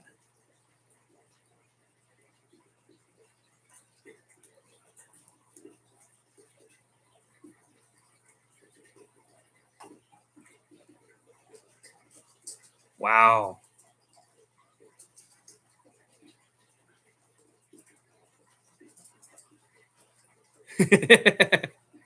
So I think it was there was I think what he did was there's like a I don't know, like a ghost there's a Halloween decoration still sitting over there, and it's next to the bag of food. And I think he was moving the bag, and I think the decoration was moving, and that's what I'm pretty sure that's what he was barking at.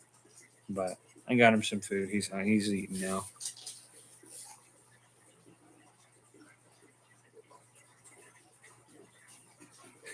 Yeah, me too.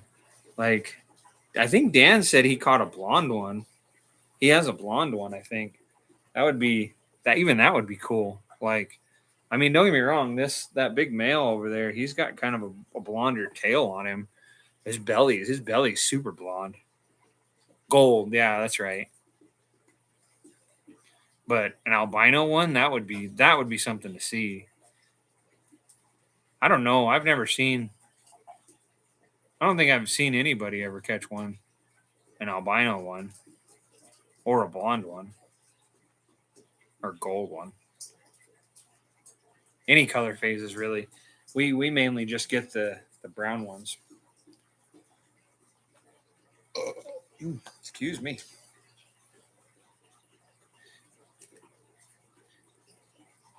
But yeah, I know I'm being boring. I'm sorry, guys. I feel like telling my stories.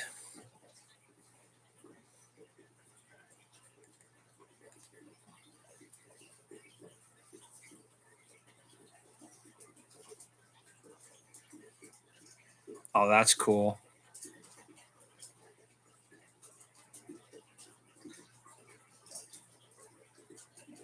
Yeah, but just knowing that there's that chance out there, OtterCat, of catching one like that would just be. I think that'd be really cool.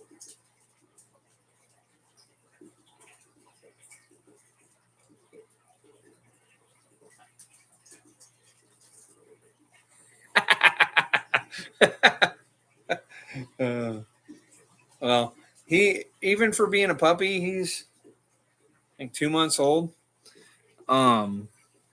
Maybe 3.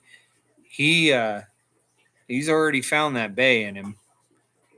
Like you put him in the kennel when we go to work or somebody's gone and nobody's here to watch him.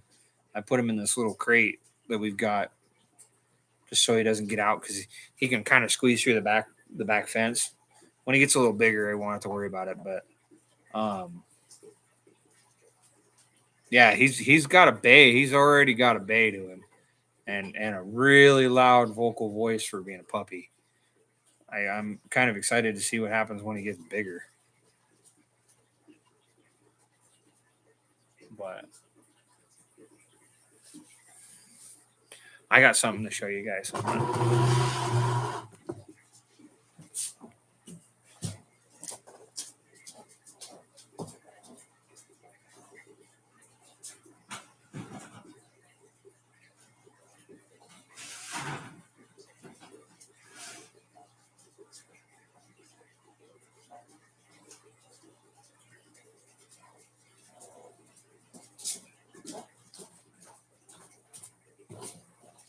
Okay, so I collect skulls. That's kind of one of my big things.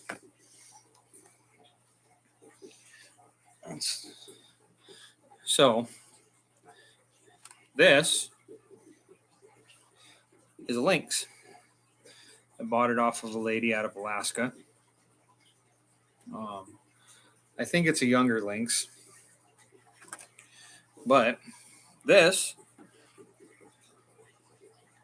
What do you guys think this one is? This one right here, size wise.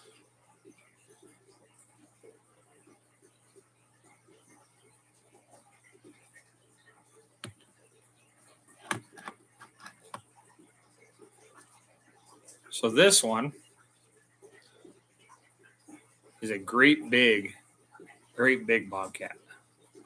I picked this one up from my buddy Dave. He had it, and I boiled it, cleaned it up, and I couldn't pass. I couldn't pass on it. I couldn't sell it. He wanted me to sell it. I just couldn't get rid of it, so I kept it for myself. But yeah, that's just a great big bobcat. All the bones and stuff in the face are all fused. This one is really cool. So we don't have these here. Well, we might by where Lance was.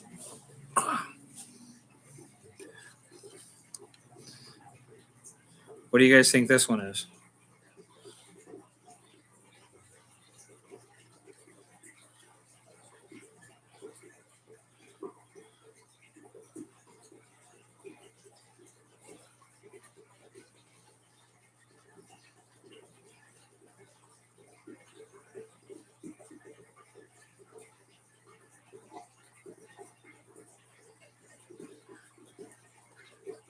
A little smaller than that Arctic cat. So we don't have these here. I got lions.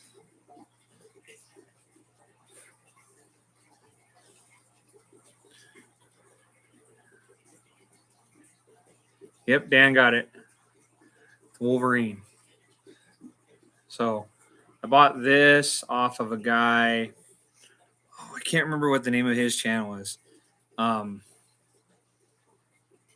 I think I paid a little much for it, but I really think it's a really good specimen.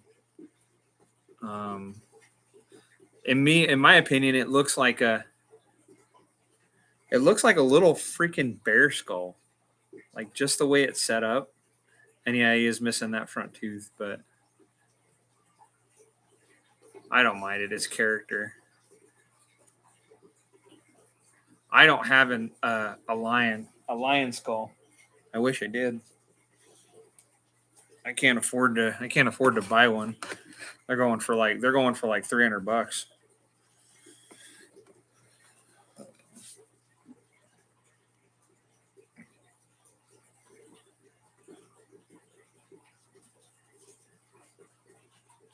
Hey, Ruger.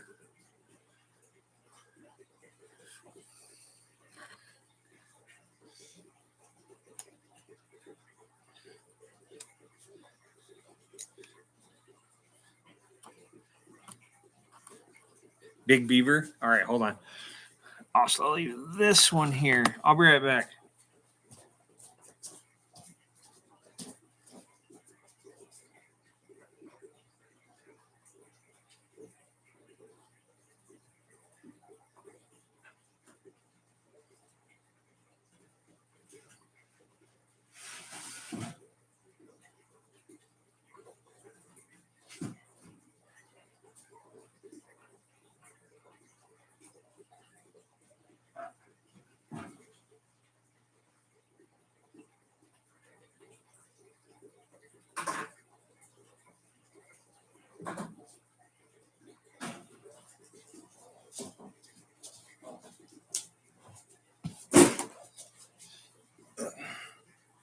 Here's one for you, Mark. This is in relation to that Wolverine.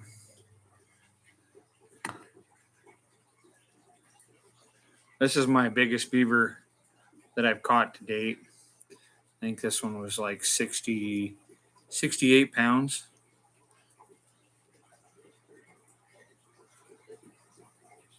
I am hunting and stuff. I got I'm mixing. I got some mixed ones here. And I've done a couple of shots too.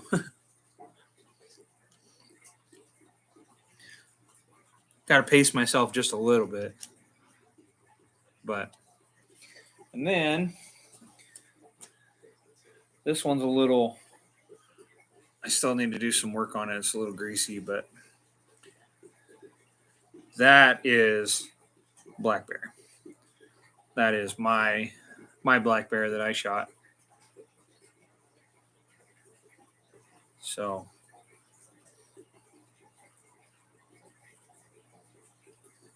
thank you, Ruger. Yeah, some of them are better. Some of them are better than others. I definitely need to re-soak this one in some degreaser. Get some more of that grease out of the bone. Yeah. But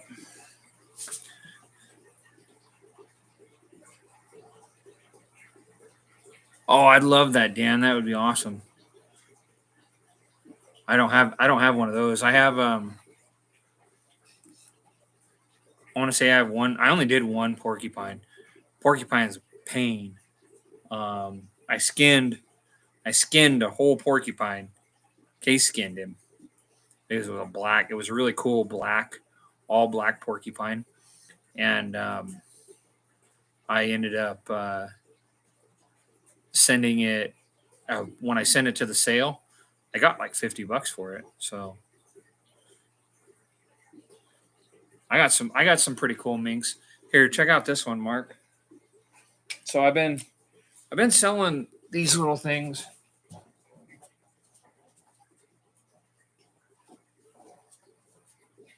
My house is dusty. So I made this for a buddy's daughter.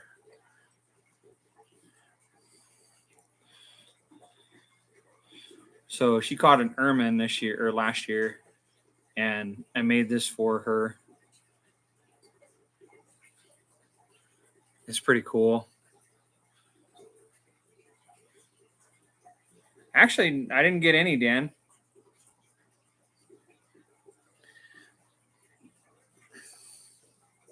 I didn't get stuck at all. That's one thing. So my first year trapping, I focused really heavily on porcupines because I heard that their hair was worth a lot. Um, I caught 57 porcupines my first year, and I had probably 60 ounces of hair. It ended up being like a little over $800 just in hair. I got one more I want to show you, Mark. Hold on. I have to take some of these back.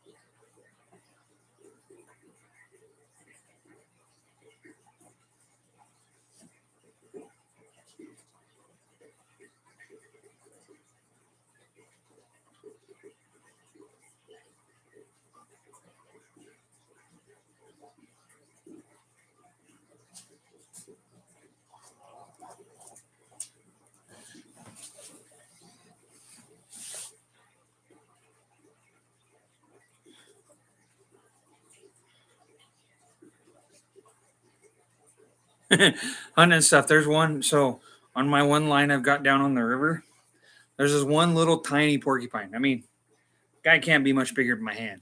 Like he's just a little bitty guy. But he's been in this same damn tree for like 3 weeks now.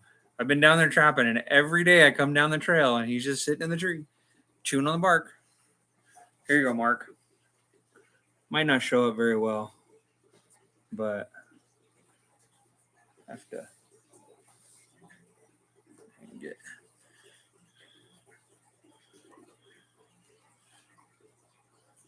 No, that's too much light. There you go. That's a little better. So that is a mink inside of a egg, like a glass egg that I got from a Easter decoration. But I made this for one of the markets I was selling on, and it turned out so well, I just couldn't get rid of it.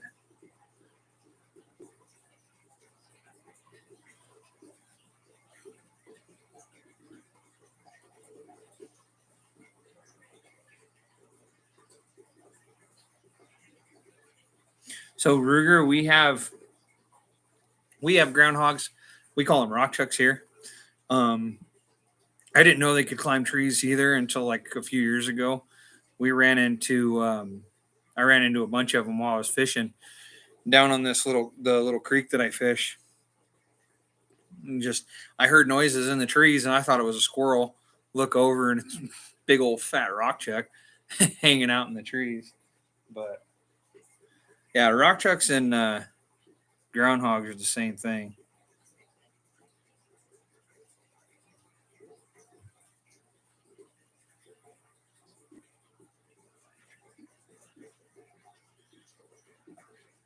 Oh, that's cool. See, I thought the same thing.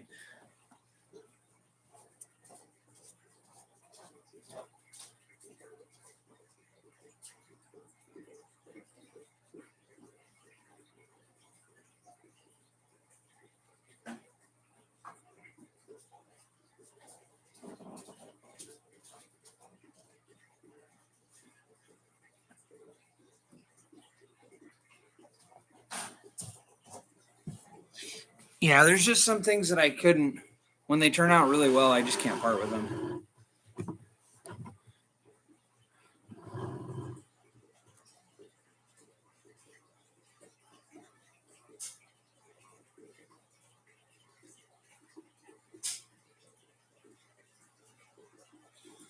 Huh. But I ain't got room for that. Let me just sit right there.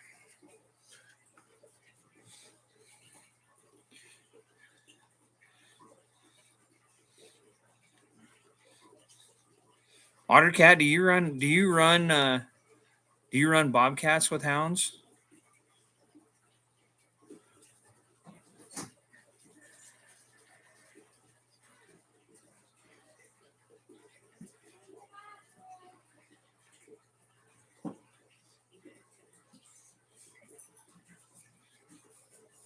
Yeah, Ruger, we have I know the guys that run cats here, they like to run extra dogs just to try to keep that cat in the tree because they run when they run lions and stuff. Depending on where they're running lions, if they're running lions in the canyon country, there are no trees, so they got to get them. They got to get them run up on a cliff or something to where the cat's got to turn and fight. And yeah, so they run a few extra dogs.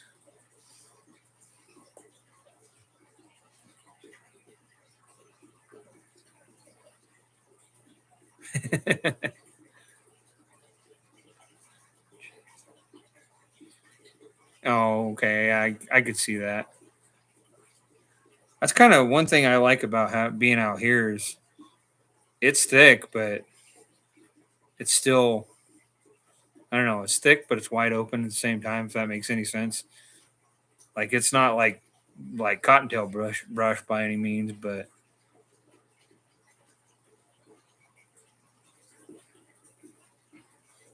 yeah.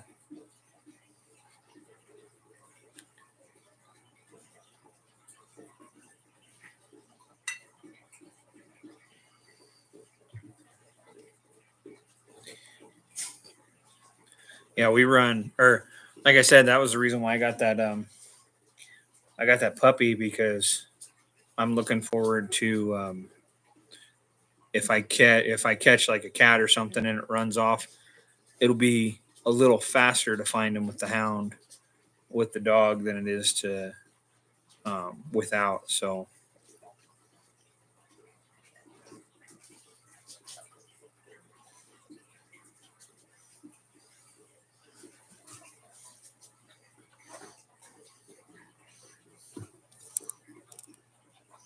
oh, and that's my little beaver up there.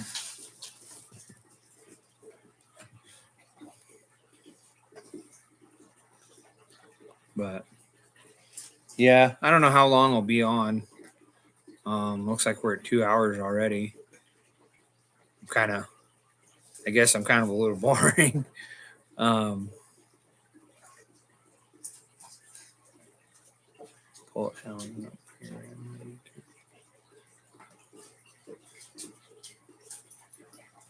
Is it a pullet hound? The most of the guys that I know that run dogs, they run blue tick, either purebred blue ticks or they'll run blue tick Walker crosses. Um, And I think it's mainly because the blue ticks are a little bigger or a little stouter. I'm not sure.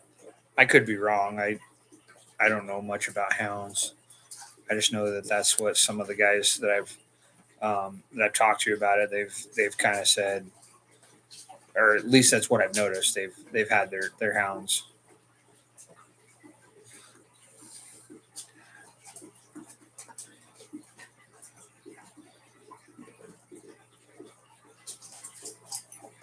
Oh, okay. I can see that. Yeah, but that just makes them. That just makes you have good cover, plenty of food. You guys probably got a ton of cats.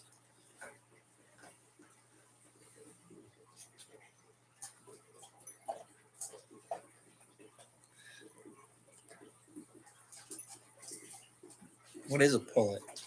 I've never heard that before.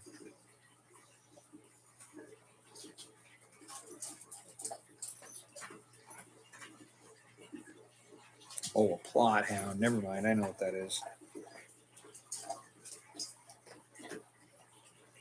I read that wrong. Yeah, they're pretty dogs.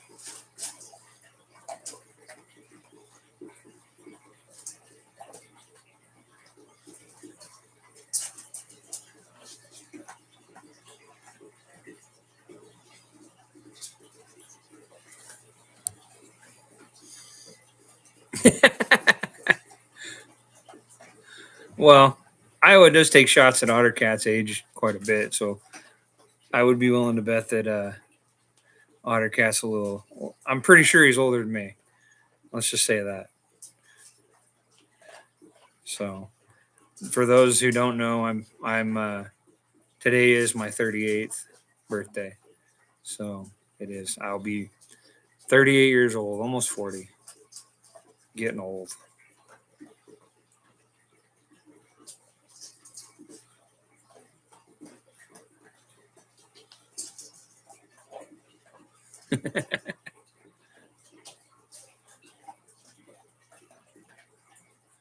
Night, Jeff. You have a good night. Tight chains, man. Hope you. I hope your surgery goes well, and I hope you're able to get out there and start sticking some critters.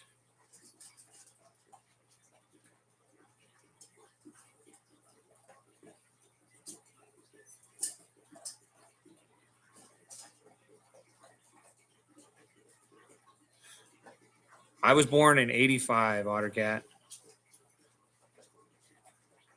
You might be old enough to be my dad. I'm not sure. I've never heard, but if you were running pullets or hounds for 40 years, that's longer than I've been alive. So, Merry Christmas, Jeff.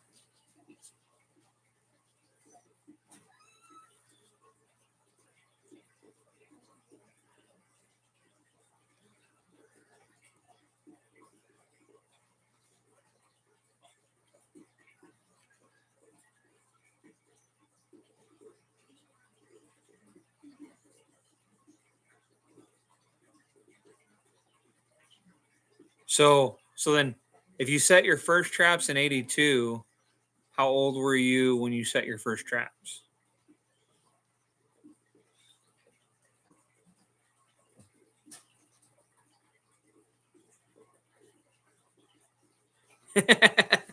Yeah, but I think he's a couple years. I want to say he's a couple years younger than me.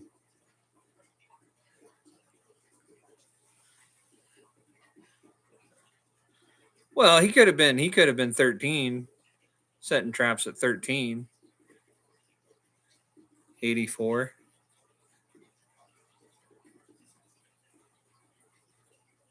That was the year you guys have been. A lot of you guys have been trapping longer than I've been alive.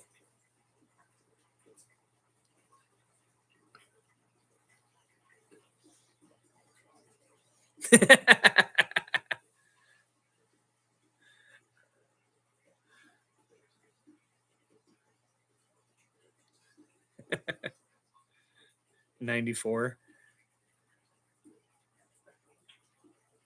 No, hunting and stuff. I'll be 38. I'm 38 this year or today. So I think you're a year older than me, or a few months older than me, at least.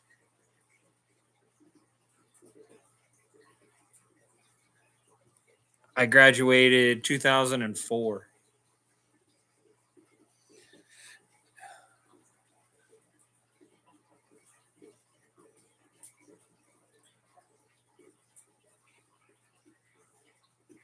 Oh, okay. So you're just a little over a year older than me. You'll be turning 40 before me, so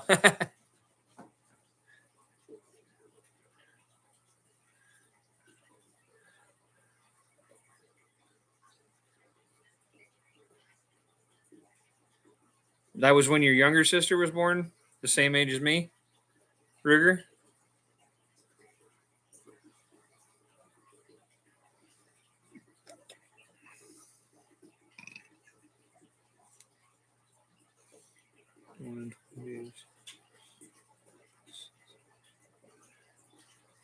I can see that, Mark. Like I feel you. Like I mentally, I don't feel like I'm 40, but yet I'm at work and I'm working with 18-year-olds and I call them a child and they're like, I'm not a child. And I'm like, you're old enough to be my kid. You're a damn child. Um, it just makes me sit back and think about it. And it's like, I'm getting old and I don't necessarily like it. Like I don't know. I get mentally, I don't feel old. My knees will disagree with me. My knees tell me I'm fat and old. Um, I had an issue the other day when I was out walking around. My knee started trying to hyperextend on me. It's like, yeah, let's not do that out in the middle of the desert. But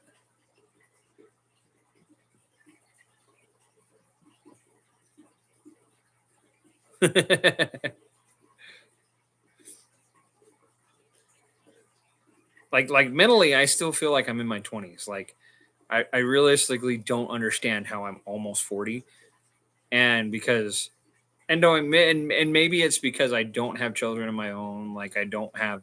There's a lot of things that I didn't do when I was younger. I married young. I was married at 19. I got divorced at 29. I've been with my girlfriend now for I think coming up on 5 years now. But it's like this one of those things is like I don't really want to get married again. Like my parents have been together for like 25 years now, and like they're not actually married. Like so, I just I don't know. I just don't. And I'm not knocking anybody on it, but I just kind of don't see the point in getting married. And maybe one day I will, but it's kind of one of those things. Like I guess I'm gun shy. I'm gun shy about it.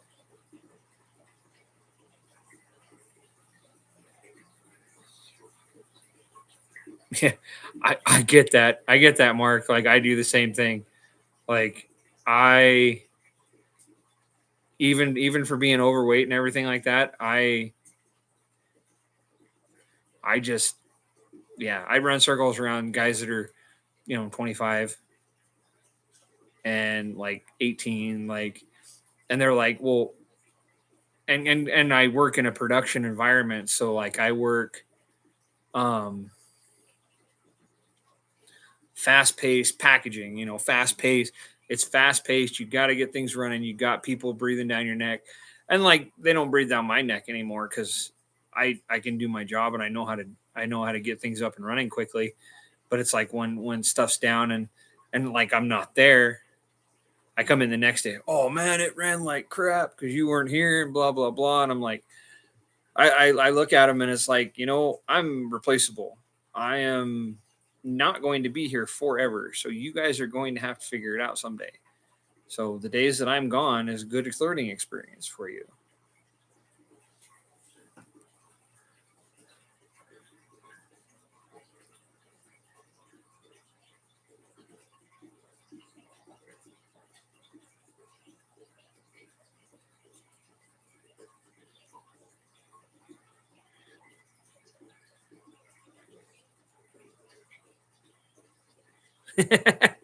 Daryl, I could see that.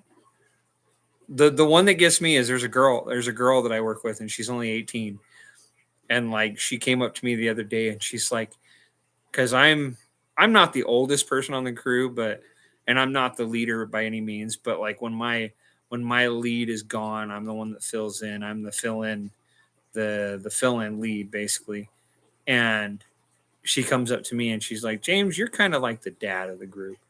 And I just like looked at her and I'm like, you really need to shut up. You're making me feel old. You already make me feel old, but you're making me feel worse.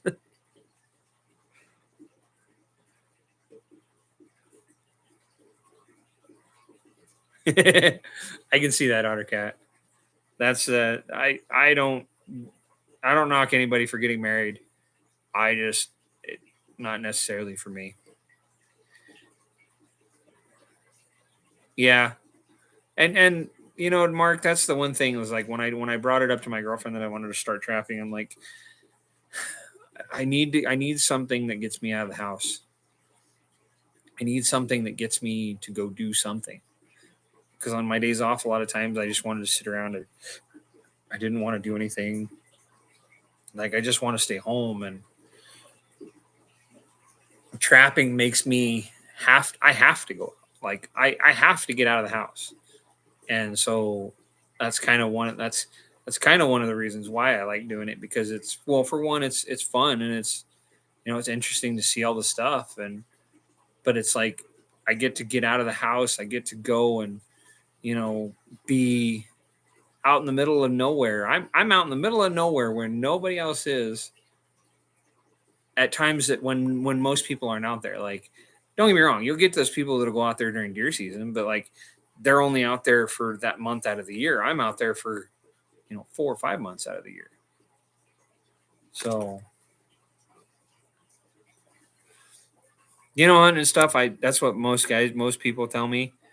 And don't get me wrong, like I'm not trying to be conceited, but a lot of guys tell me that they're like a guy the other day was telling me, because I told him today was my birthday, and he's like, "How old are you going to be? 26?"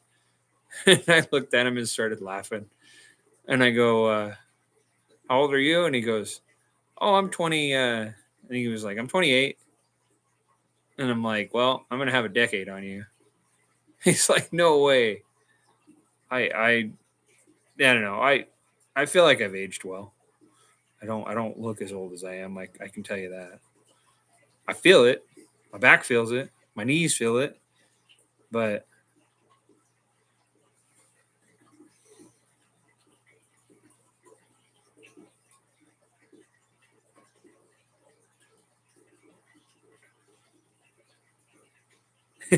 I get that, Dan. Like, to be honest with you, that's my shoulder does it. Like, if I roll it, I don't know, I can't do it. I have to stand up. But if I roll it, I get that snap, crackle, pop in my shoulder. I'm worried one day I'm not going to be able to pull my bow. But Idaho's got a 40-pound limit. So a 40-pound max or minimum limit. And I'm pretty sure at any point I'll be able to at least pull 40 pounds. Um, so I'll still be able to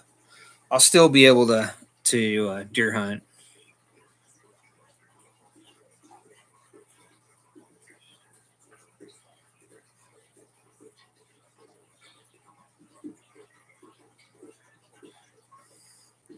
Rigger, you are not wrong. Um, and I don't necessarily. I mean, I'm not ever worried about the place I work for. Um, but the company I worked for was a small company. I mean, it was a big company in the grand scheme of, if you looked at it outside, like everybody knows Cliff Bar. Everybody knows of Cliff Bar. You might not like their products, but you know of the company. Um, and that's who I work for. I make Cliff Bars and Z Bars. Z Bars is the line, the product that I make on my line. But we we produce 380,000 Cliff Bars or Z Bars every single day, every single 12-hour shift. Let me take that back. So every single shift. So we make around 700,000 to 800,000 Cliff Bars a day. The company, the company was owned by two people, and last year they sold it to Mondelez. Mondelez is the company who owns Oreo, Ritz, Triscuits, Toblerone, Wheat Thins. Like they're a giant corporation. So they are taking over. And so I definitely understand that you are just a number, and like I said, everybody is replaceable. But I'm gonna make my impression while I'm there, for sure.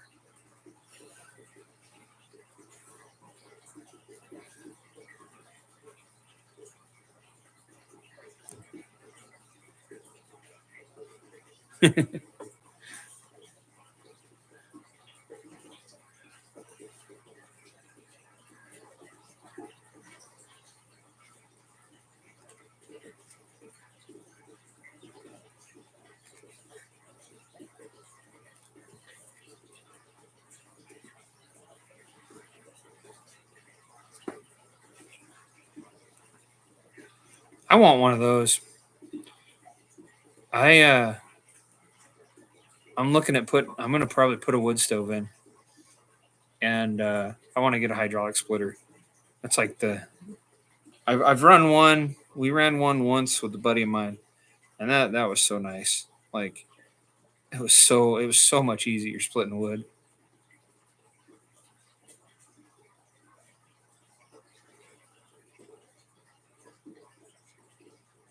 What flavors do you guys do, Mark?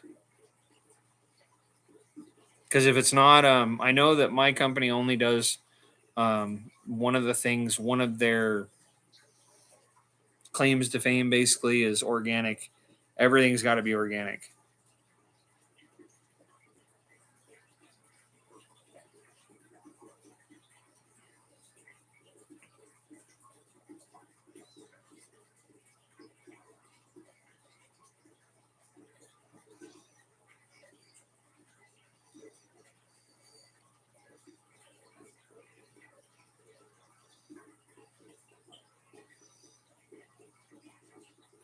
I would think the reason why it's just easier to split wood with a saw. Plus, you don't or with a axe or a hydraulic splitter, and you don't lose the basically the track of the chain. You'd lose a lot more splitting it with the saw and the time aspect. Yeah, this it's too slow. I have a steel 1809 or something like that. 1809 something like that. That's what mine is.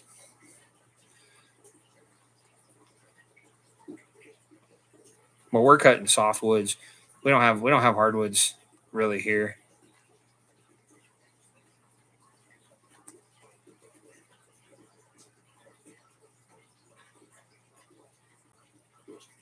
What are the flavors or what are the flavorings you guys use, Mark? Because I know some of the ones we use are like there's a couple vanillas, there's a couple like a chocolate liqueur flavoring. Um, there's a inulin syrup, tapioca syrup, stuff like that. I don't know where they all come from. We get ingredients from all over, but like we get them in these big giant plastic, like those IBC totes, the big the big plastic ones with the metal cages around them. I can get as many of those as I want for free at work, and they've all had organic food safe materials inside of them. Sorry, I'm trying to burp and it won't come up. Um, So they're all like super clean and like they just give them to us. They don't like. I looked at my boss and I'm like, "Are you sure? Because these things are like $300 a piece, even dirty clean. They're like they're used. They're still like $300 a piece." He's like, "Yeah, we don't have any. We don't know where we're gonna put them. We don't. We have too many of them to get rid of."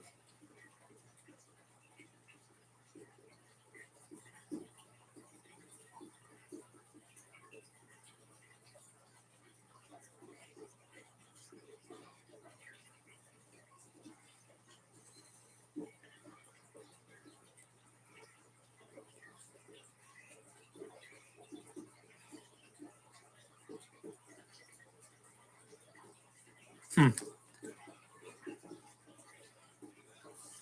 You guys are talking about chainsaws. I only barely got my first one last couple years ago, so I'm not too knowledgeable on that.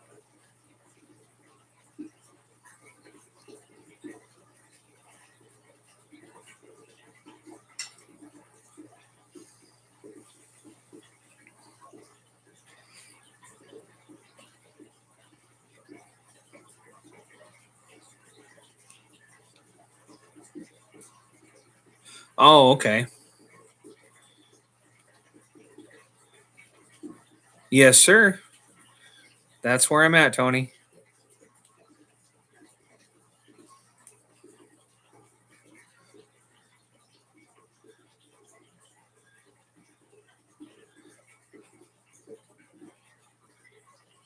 You might make. Do you guys make flavorings for Pepsi, Mark? Do you know if that's one of your guys' customers? Because my girlfriend is. Oh, you're in Wendell. Nice.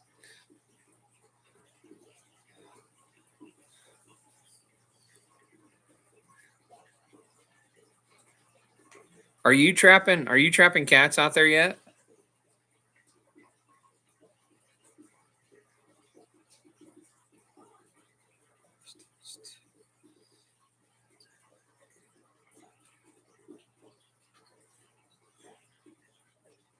Oh, okay. Yeah, we get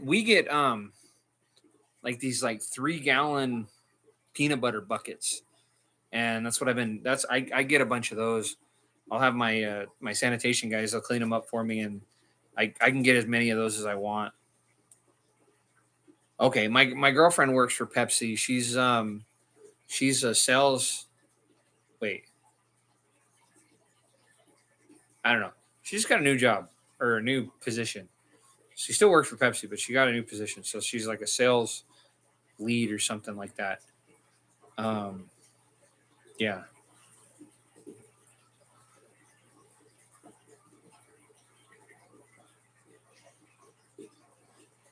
Are you? Do you, Tony? Do you trap over by Gooding at all? So I've got a buddy, my friend Dave. He traps his dad traps north of Gooding from oh traps north of Gooding clear till King Hill, and they trap he traps cats out there. But I don't know if that's where you're trapping cats at all out there, or if you're trapping cats at all.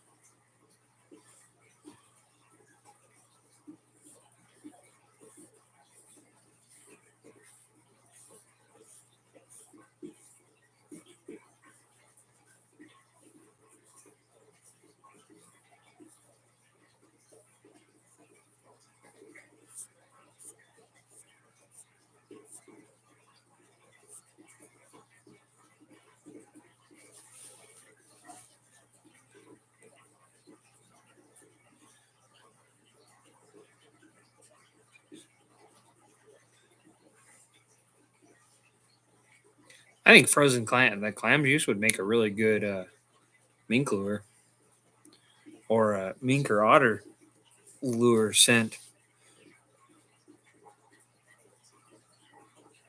Oh yeah, that's right. Yeah, you said that you were gonna.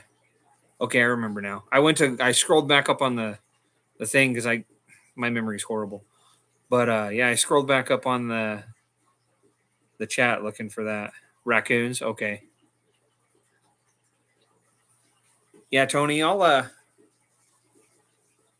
you should if you have Instagram, look up my channel name. It's the same name on my YouTube as my Instagram. Hit me up and um I'll be willing to help you out wherever I can, man. Like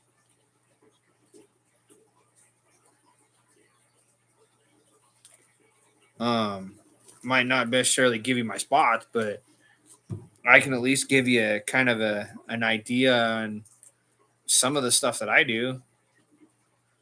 I'm not saying I'm an expert, but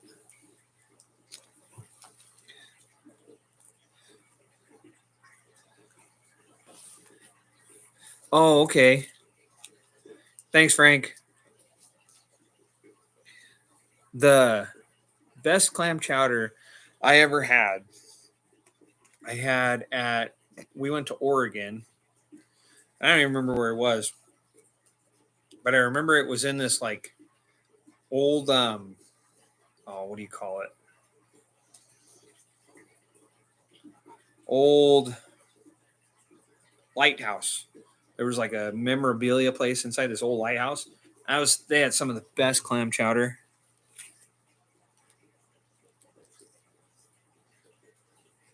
Awesome, Tony. Yeah, get a hold of me on Instagram. It's the same, like I said, it's the same name as my channel name, adventures underscore with underscore James. And just, yeah, shoot me a message, man. Like, I'm more than willing to give you a hand um, wherever I can. And I've trapped out there. Hagerman's a great area, man. If you want to get into some water trapping, Hagerman is like the place. There's just such a wide variety out there, and you live super close to that. A lot of public ground out there you can get on. A lot of just the one thing I will say is, and that kind of goes with any kind of trapping is try to get away from the roads, away from where people can just see straight from a road or a trail. Because I've had a few things stolen, and but that's that's the name of the game, man.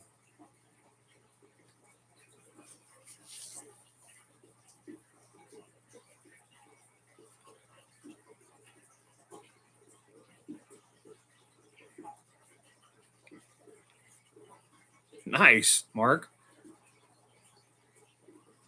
That'd be cool. I've tried to so um I've tried to see if my work would let me take because like every once in a while we'll have bad ingredients or we'll have bars that weren't qualified for to be wrapped, things that just weren't good. I've been wanting to see if they'll let me take them and then see if they'll let me take them and go to or like have the ingredients because that stuff would work amazing for bear bait, I would think.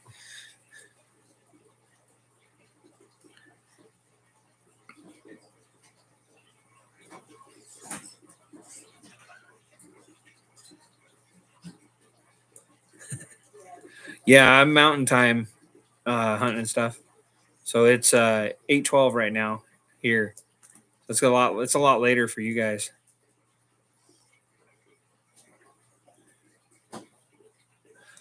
Kind of, Ruger. It's not necessarily thrown away. Um, so they sell it. They found a place in like southern. Can't remember if it's in central Nevada. It's somewhere in Nevada, but it's a pig farm, and they sell all of the waste to that pig farm, and they feed it to the pigs. But they sell it for the cost of the ingredients. So the only thing that they're losing out of all the stuff that's wasted, the only thing that they're losing is the what do you call it? The time, the man hours that were put into making it. So sometimes that's not very much, but the waste aspect of it is pretty bad.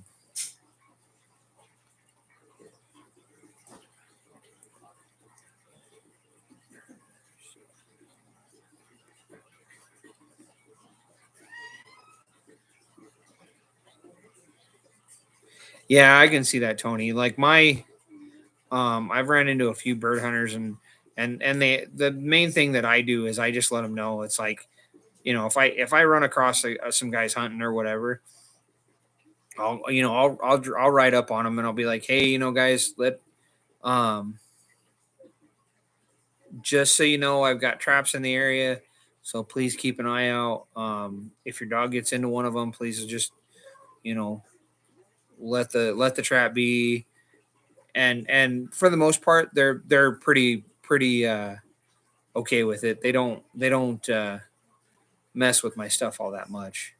Um, the one good thing about here and in the area that I'm trapping, a lot of the bird hunters kind of understand that, and that's kind of where Rusty's been really good about getting I got a burp. The upland game guys to kind of understand that less predators means more prey for them.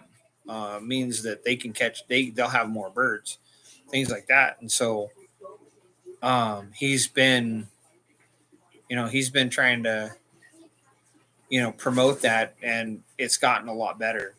I haven't had any issues where I've had any traps set off from hunters. Mainly, it's just most of the ones that I come up on that are empty are deer, to be honest.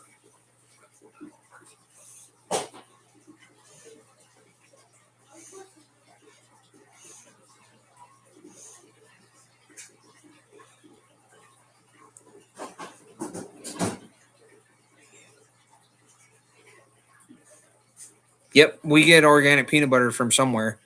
I have one of the I have one of the buckets outside.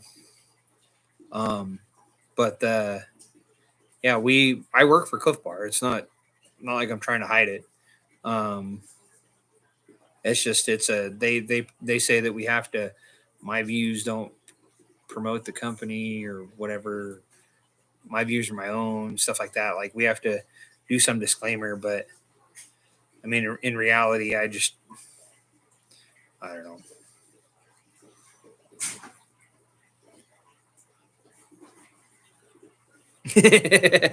Yeah, hunting and stuff. Like, I had a guy. So one time I used to work at Dell a long time ago when Dell was still around in this town. We had a call center for IT support, and I got a call from a guy that was in Arizona, and because Arizona is mountain time, but they don't do the whole roll back, roll forward thing. Um, and I told the guy, I'm like, he asked me what time zone I was in, and I told him Mountain Standard. And he goes, you're in Arizona? I said, no, I'm in Idaho. And he goes, you're not Mountain Standard. You're Mountain something or other. I can't remember what he said, but it made me laugh, and I was like, he was just so up in arms about it, and I'm like, I don't know. I just know what time I it's always Mountain Standard Time is what I've called it. So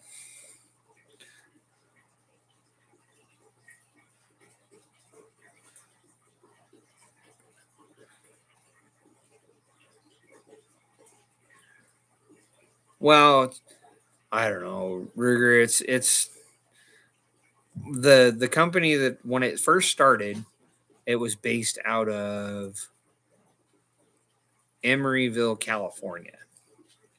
That's where the company was born. Um, they have a facility there. They have a facility in can't remember. There's another place back east somewhere. Um, oh, why am I blanking this? It's like the trailer capital of the world. They make the most camper trailers at this place, at this city. Why am I blanking it?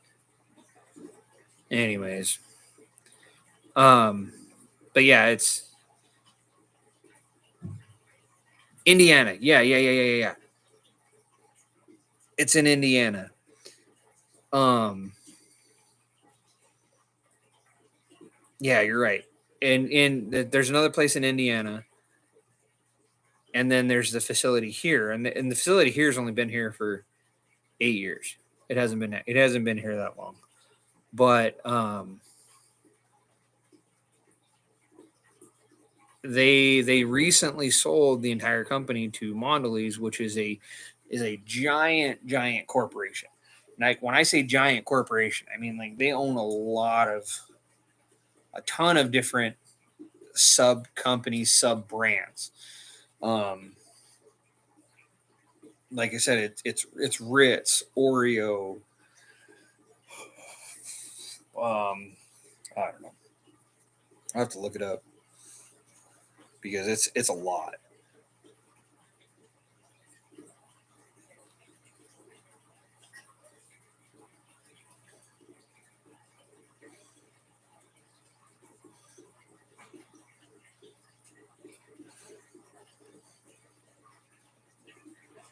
So Belvita, which is like those little Triscuits, Tang, Cadbury, Philadelphia, Toblerone, Halls.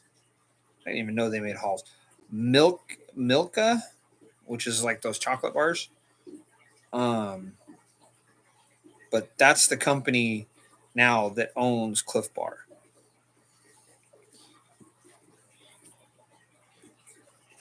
Chicken and biscuits. Maybe. Not sure.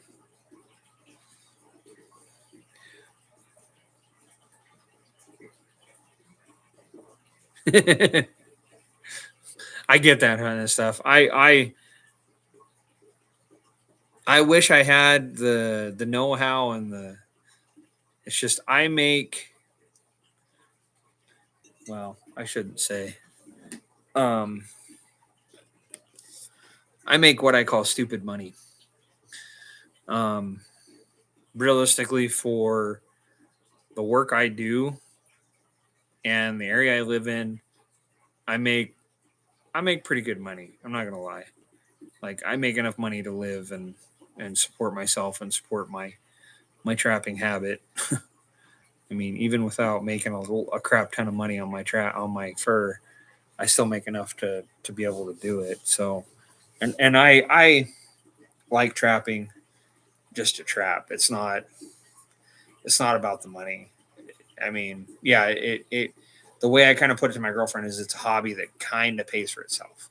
It's not going to pay for itself altogether, but it's still it gets me out of the house. It gets me, and it kind of pays for my gas, like somewhat. Um, like I'm not gonna make enough money to live off of with this. Um, no, it's not like it used to be, back in the early days, fur boom and stuff like that. But my uncle trapped um, mink and bobcats to make ends meet for his family back in the 30s and the 40s.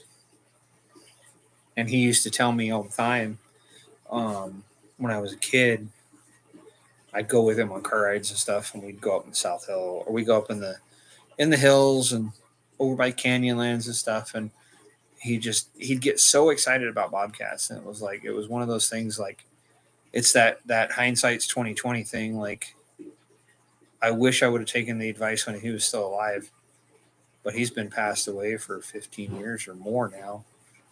Um, and that wealth of knowledge that I never used. Um, yeah, he just yeah. Hey, Judd.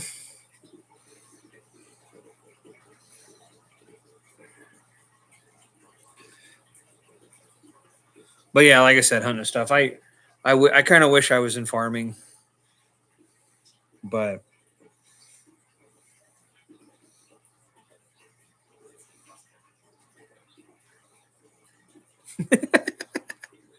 oh, taking shots at his age. Something's honoring. Somebody's honoring today. No, and I've heard that too. Like I've heard the '80s was the best time. Was like one of the best times for fur. Um, Back then, that was when you could actually make a living trapping. And don't get me wrong. I mean, I could. I really think if I actually put my mind to it, and I didn't have a shitload of bills,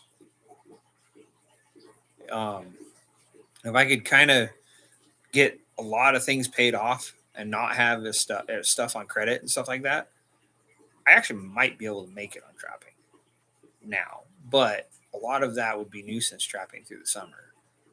Um, and like I say, that is like, I mean, I made probably $2,000 this year just through maybe 3 weeks worth of trapping on trapping rock chucks and stuff for a farmer because they were having problems with them eating their hay and stuff. And the guys were just like, I'm like, I'll pay my rates this per critter, and I'll trap them for you, but this is going to pay for my gas, and it did. I definitely made enough to pay for my gas. Well, yeah, I can see that, Otter Cat. The when coyotes were really good, I could see somebody could have made a good chunk of money off of them.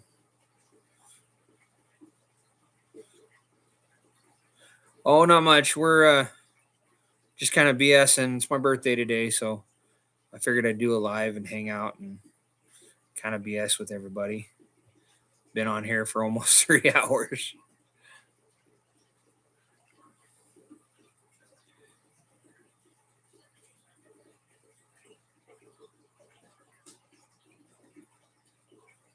Yeah, and Dan, but that's also like I see the point in the not telling everybody, or not telling nobody about their tricks and stuff. But then again, it comes up to at some point, if you don't tell anything to anybody, that's going to become a lost art. That's going to become something that won't be the knowledge.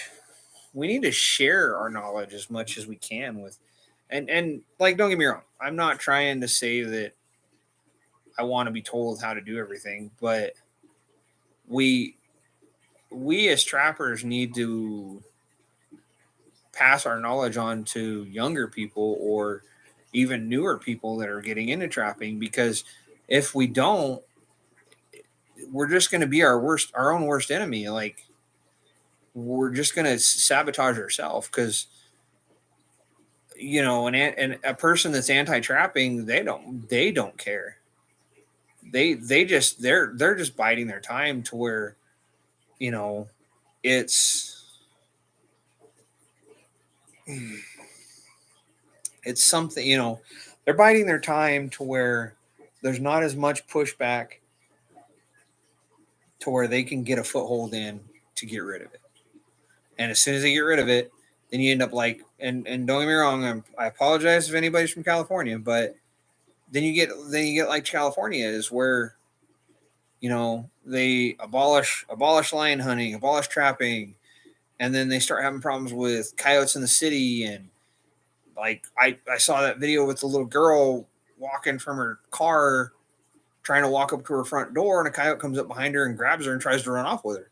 Like, if her dad wouldn't have been there, that coyote would quite possibly could have ended up picking that girl up and taking off with her, and the parents would have never seen that kid again.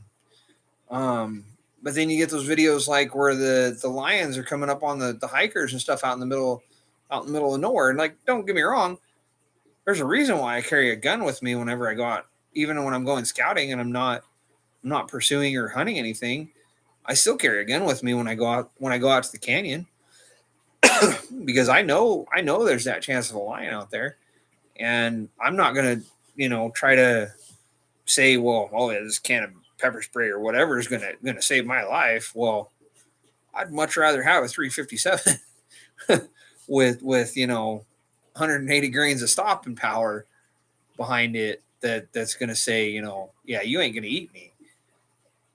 And I mean, but like I said, I mean, it's going to get to that point where we are our own worst enemies. Like, and I don't mean that as in like we as trappers are our own worst enemies. We as even hunters are their own worst enemies. Like, I don't get me wrong. I don't want to chase a lion with dogs. I don't want to chase a bear with dogs. My first bear I ever shot, I spot and stopped. It took me 8 years to do it. But if I'd have done it with dogs, I could have shot one the first year. I could have shot one within a couple of weeks when I decided to do it. But it's not that I don't think it's a worthwhile effort. And like I said, I got a hound now, so it's not like I could have a little bit of say in that, but I'm not going to go out there and specifically chase one particular animal with a dog. It's not that I don't think it's fair or ethical or whatever, but I just want to be able to, I don't know. I get more satisfaction out of it's my effort that got it. You know what I mean? Like, I don't know. I'm going off on a tangent. I'm sorry. Like, I just think that we as outdoorsmen, whether all you do is fish, whether all you do is hunt, hound hunt, deer hunt, trap, we all need to be kind of united in our front, like, because people, the people that are in the anti trade, that are anti hunters, anti trapping, anti killing anything, um they don't care. They're gonna let us fight between each other and then try to find the weakest member and get rid of them. And then you move to the next one, the weakest member, and get rid of that one. And you move to the next one. It's like a wolf. What's a wolf do? You pick off the weakest member of the hack. You pick off the weakest member of the herd, and then eventually you don't have anything left.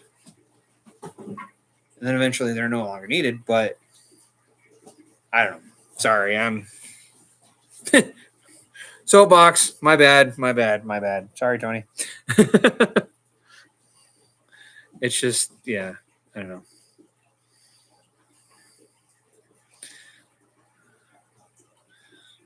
I'll get off my soapbox now. I apologize. I it's just one thing. It's one thing I get into. Yeah.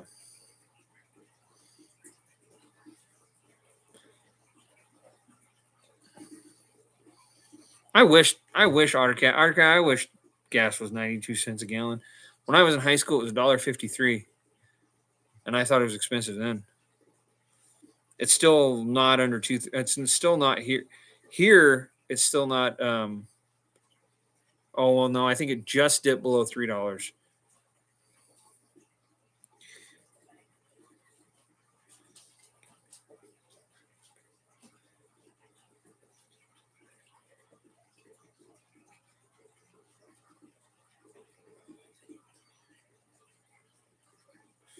Yeah, and I get that, Ottercat, and that's the thing though too is like, and I think that's the way that beavers are going to end up.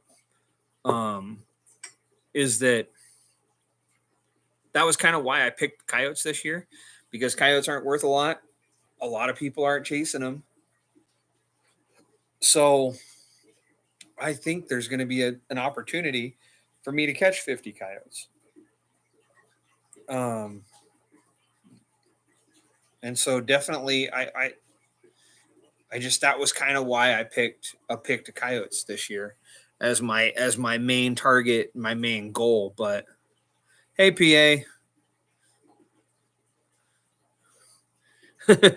sorry, Tony. Like I said, I just it's it kind of bugs me sometimes that people just fight between themselves, and it just doesn't make any sense.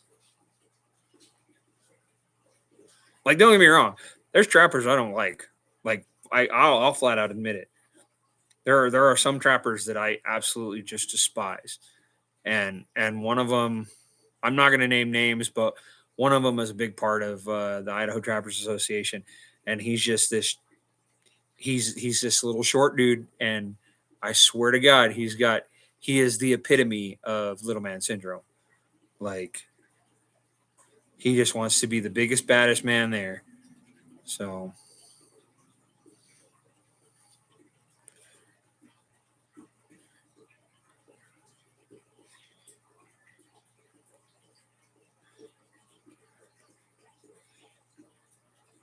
definitely, Dan, I agree.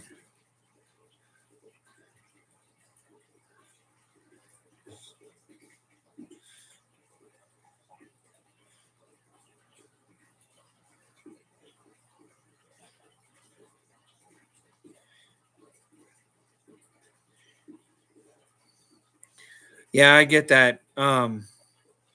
Even the fishing aspect of it is like you got guys that are in fishing that fight between themselves. Like, it makes no sense. It's like, why don't you just go out and enjoy yourself? And if somebody else wants to fish a different way, then let them. Like, why does it matter? What is it hurting you? Like, you got the guys that are the diehard fly fishermen, and then you have guys like me that go out and chase trout with bass equipment. Like, what does it matter if I want to chase trout with bass equipment? Like, I go out and throw giant jerk baits for brown trout, but yet I've got guys that are fly fishermen that look down on you, and it's like, I don't care. Like, I have $7,000 in fishing equipment or just tackle. Like, you don't have that in flies. I can tell you that right now. Yeah, you might have a couple $100 in a reel and a rod setup, but yeah, no.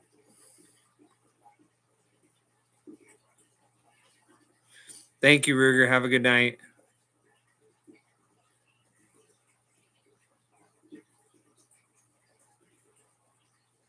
I get it, Tony, but it gets down to that old saying, like,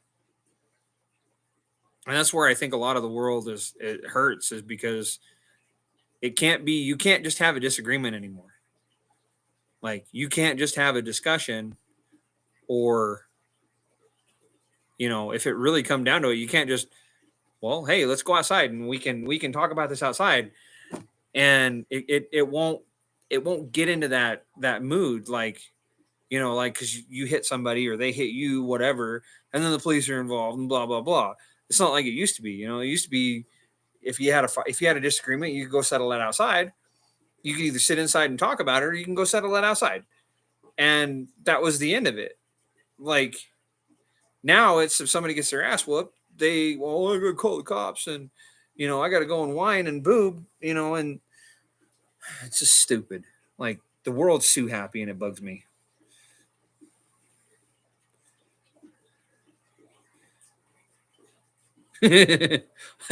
Definitely, Dan. I agree with you.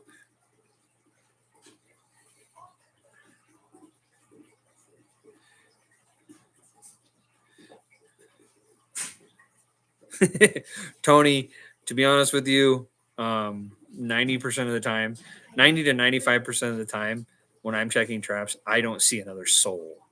I don't see another car. I don't see nothing. And so, like, when I was running coyotes this year, um, I guess the canal company was doing some work on one of the canals, because the only trucks and vehicles I saw were trucks hauling dirt back and forth.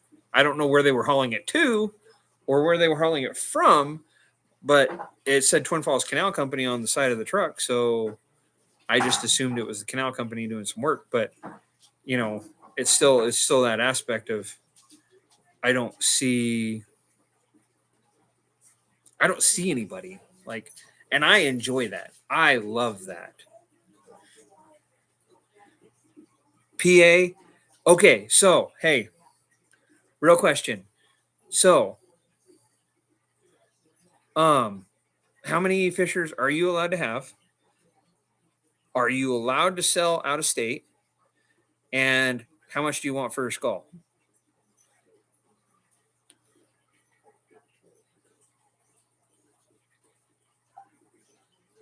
Because I want a fisher skull. for my collection.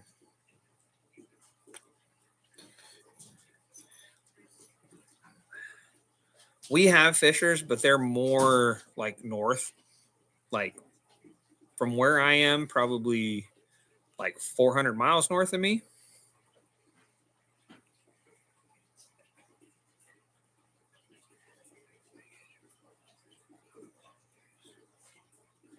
Really? I would love that. Cause yeah, man, that would be awesome. Hey, Gavin. Yeah, because I want a skull for my I'll pay you for it. I'll pay the shipping. Like I'll pay something for it. Like I have no problem doing that.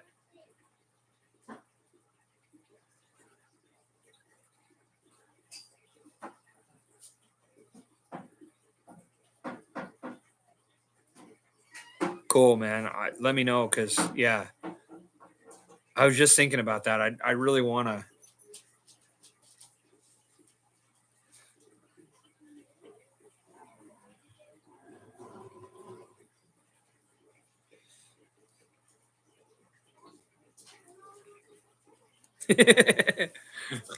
I get it, Tony. Like it's pretty easy to get on there. Oh, Gavin, a Fisher skull. Um, PA said he just set a some Fisher traps, and I really want one for my collection. I'll take it raw. Like I collect them. So like I've got so this is a badger, this is an otter, and then my mule deer that I shot this year is up here.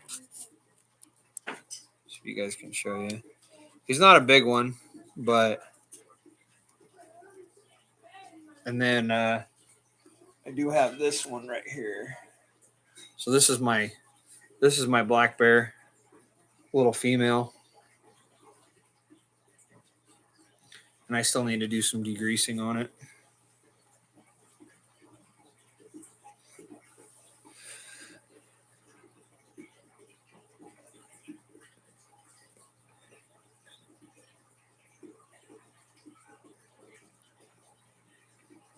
Oh man, that sucks, PA.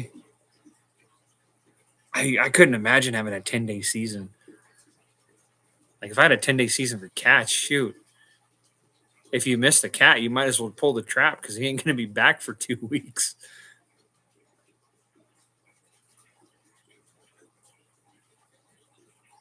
That's crazy. Well, though, I've kind of heard that some of that is, yeah, some of that's a little hard to do. So, Tony, I boil. Well, I should say I guess the technical term is hot maceration. So I bring my skulls to a boil. Once they get to a boil, you turn them down really really low, and then like so low that it's not boiling, but the water's still kind of moving, and then you let it sit for about 3 hours or so, and that heat doesn't damage the bone. Take it out, get as much of the stuff off as possible. Oh, excuse me. Get as much of the stuff out as possible. If you can get the brain out, get the brain out. Um, and then put it back in the pot, fill it back up, get the water back up to temperature to where it's at that still moving but not boiling. Put a little bit of put some Dawn dish soap and some baking soda in, and that'll help scrub the rest of it off. And then just rinse it, and you're good to go.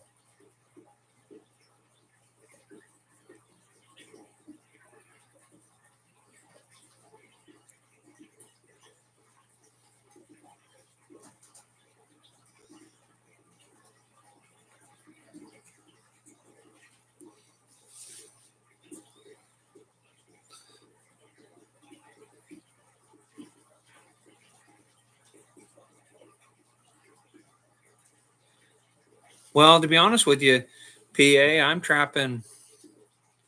So they say that we have them on the canyon close to my house. I've never seen them. I've never seen tracks.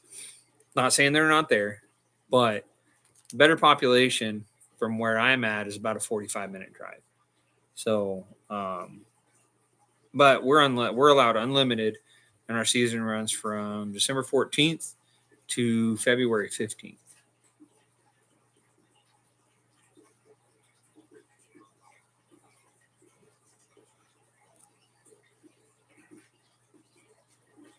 No, it's not bad, Tony. Like I did a lot. I cleaned a lot of skulls last season or last off season, so through the spring.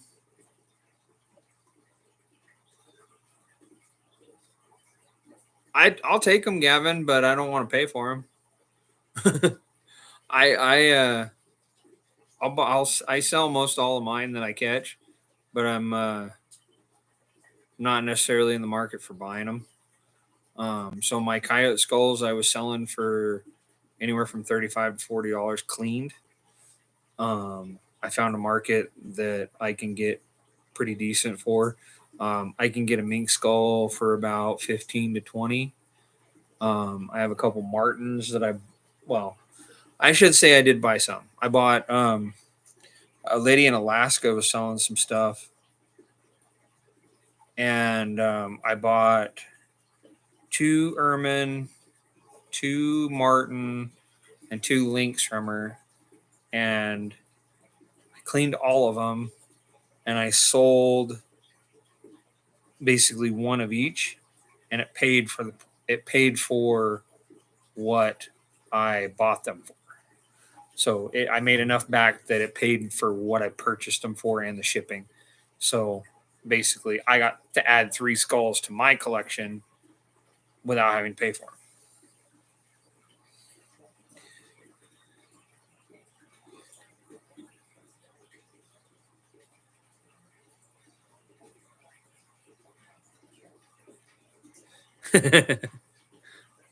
What do you got, Gavin? What skulls are you got right now?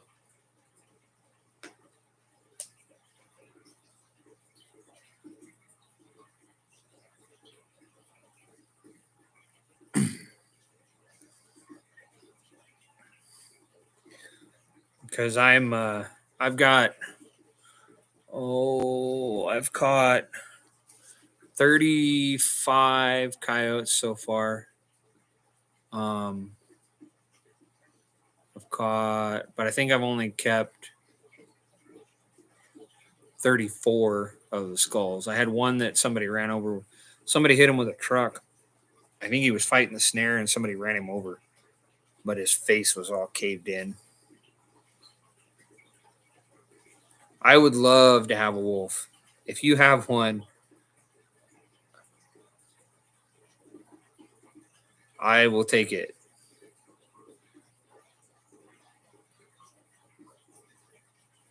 Like that's one that I don't have from my collection. I put a bid on one at the last first sale, and I think I missed it by like $4. I bid 175, and I think the guy that got it above me bids 179 or 179.95 or something like that. Like he didn't quite go to 180. Gavin, get a hold of me on if you have Instagram. That'd be the best way. Same channel, same name as my channel name, Adventures _ with James. If you're not on there already. Look at that cat.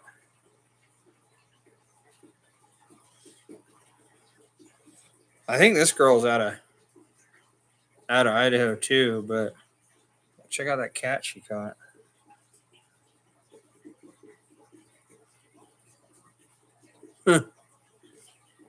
Yeah, let me see if here, I'll put my Did you find it? Okay.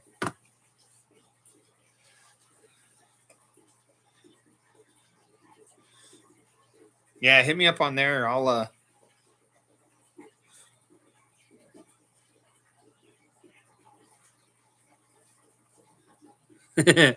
right, AutoCAD. Have a good night, man.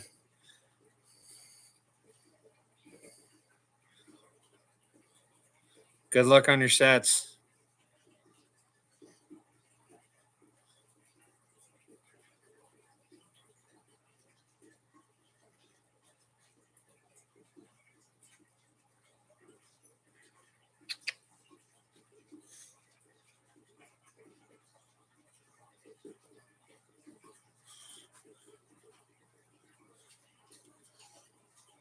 Hold on. Let me get the spelling right.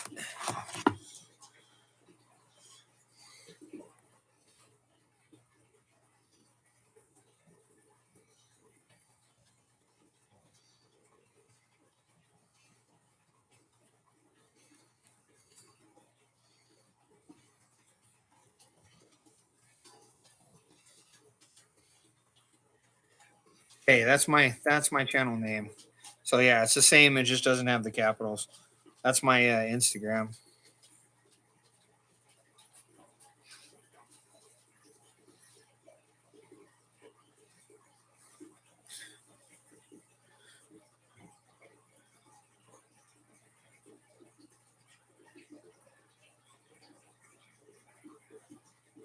Hey Tony, you still in here?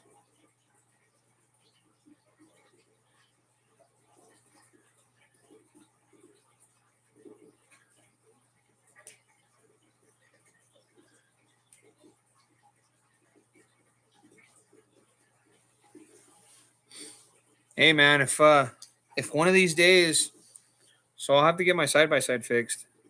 It should be fixed next week, but once I get my line all the way out, um, if you want to, one of these days, you can do a ride along with me. Come out and check my sets with me if you want. I don't know what your days off look like. I do a Monday, Wednesday, Friday check. So, like I said, if you want to come out and ride with me, you're more than welcome to, man. Um, I can meet you somewhere, or because over Christmas break, so I get off from the 22nd to the 2nd this year, and I'm going to be running three really long lines, um, two cat lines and a coyote line.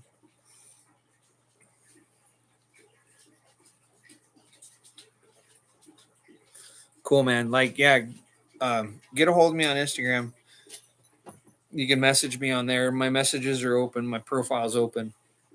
Um, and yeah, we can set some. We'll set some stuff up, and you're more than welcome to come out with me, man. Like I said, I'm not no expert by any means, but we may or may not catch something when you come with me.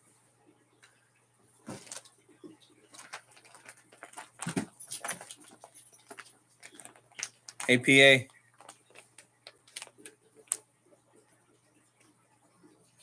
Can you see it? It's one of my nicer. It's one of my nicer lighter coyotes. That one's gonna go get tanned.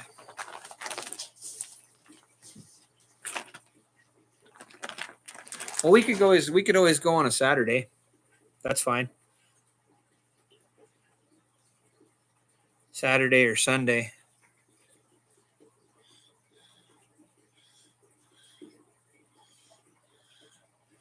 What's your name on there, Gavin?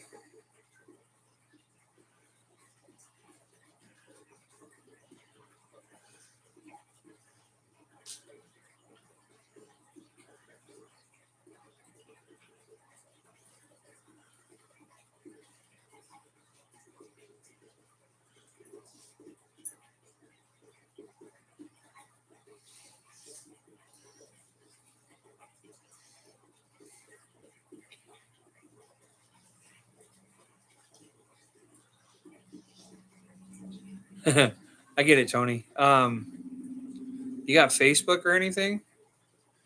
I don't want to throw my phone number up on there.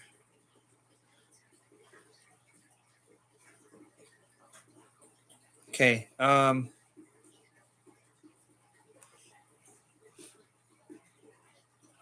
Here, I'll throw my email out.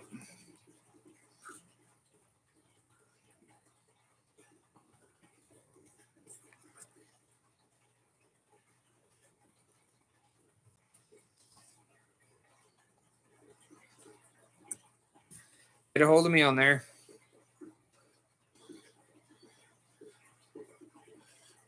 And Gavin, if you just want to email me, that we could work that out.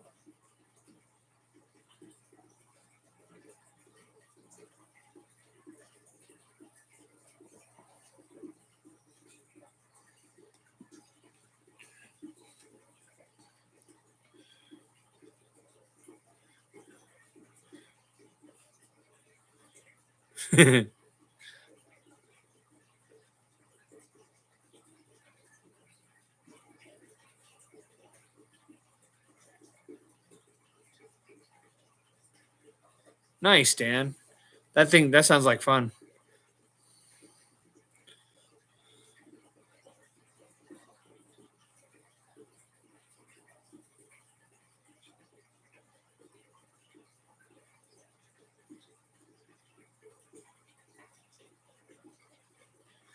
Look up my Gavin, my profile, or well, my name's James Perkins.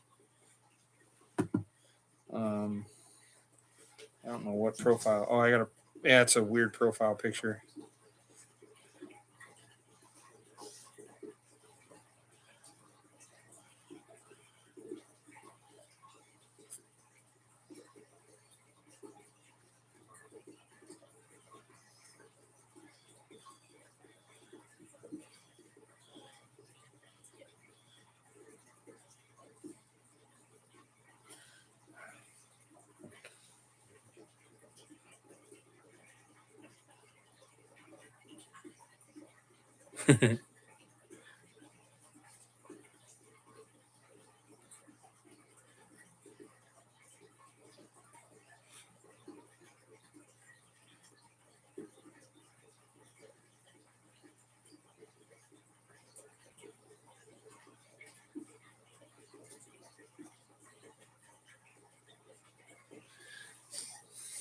Thanks for the like or the comment, Mark, on that video. I just popped on my it just popped up on my phone. It wasn't a it wasn't a giant mink by any standards, but pretty decent one for a female.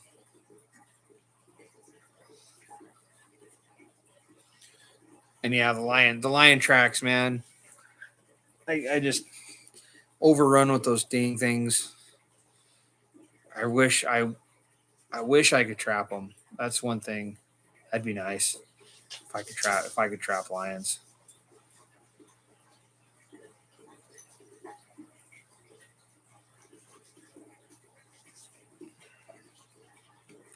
I thank all you guys for coming in, talking with me.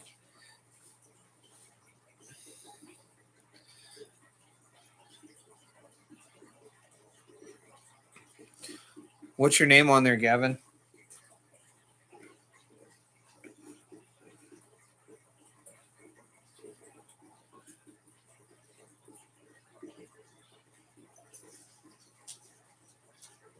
Dan, your video just popped up. I'll have to look at it. I'll have to watch it when I'm done here.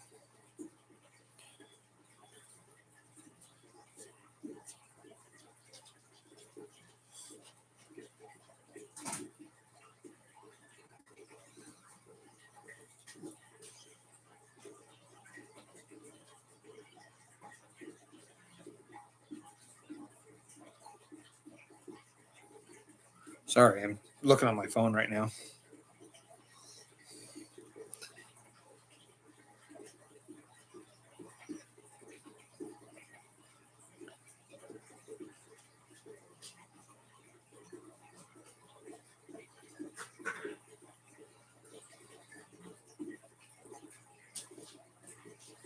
Thanks, man. What fur are you working on?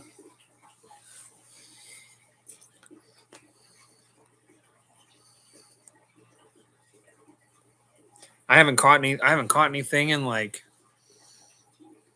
I don't know, like 3 weeks now. Well, no, I take that back.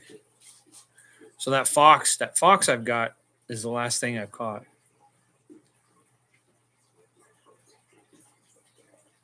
Yeah, the fox was the last one that I've actually caught. Oh, it's been almost 3 weeks now. But I had to shut down. I had to shut down a lot of my line because the snow. The snow was pretty bad, and my razor being down doesn't help. I should have it fixed though. I will have it fixed by next week.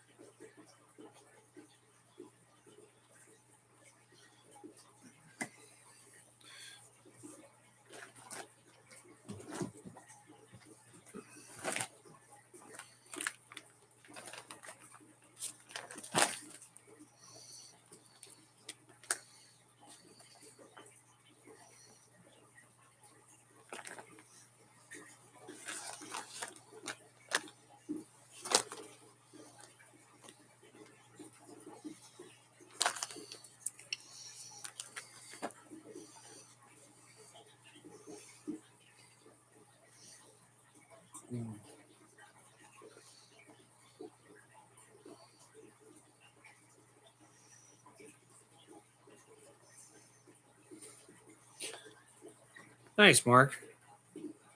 When how many beavers you got so far this year? I've yet to set a beaver set. I could probably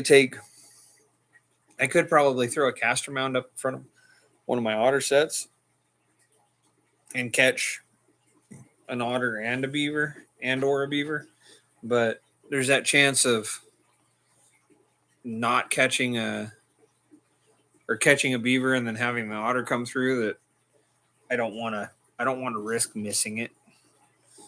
I'd rather have, 3 or 4 or a couple sets in that spot just in case. Cuz I'm just waiting. It's just a matter of time before those otters come back. They haven't moved back through yet. And that's what I've been waiting for.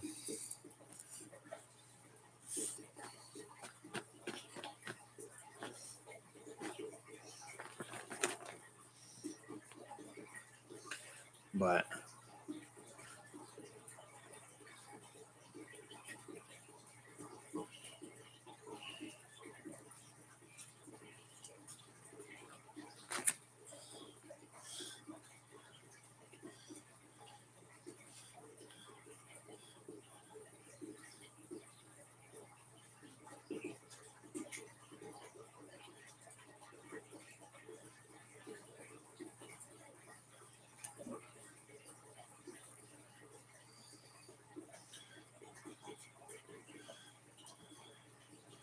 yeah, we don't have ice right now here. Well, maybe in a few spots, but not a lot. Um,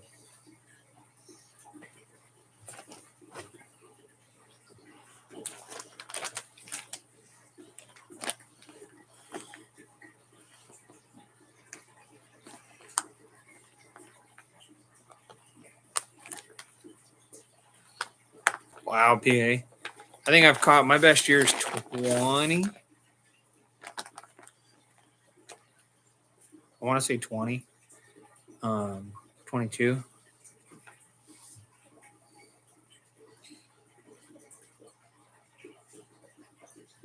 Nice, Dan. I still can't believe you haven't caught that bobcat you had going through there.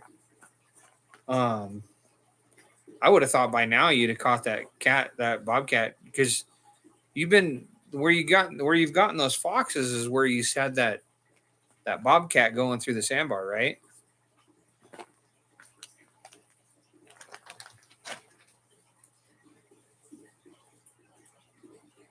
I wonder what his I wonder what his travel route's like. Like if he's, because like the cats here are on a 2-week rotation.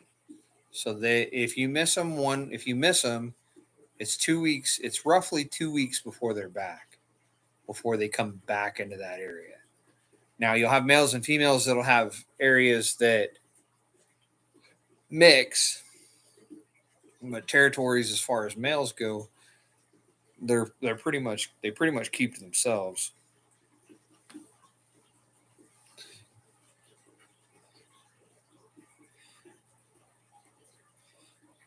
Yeah, I can see that.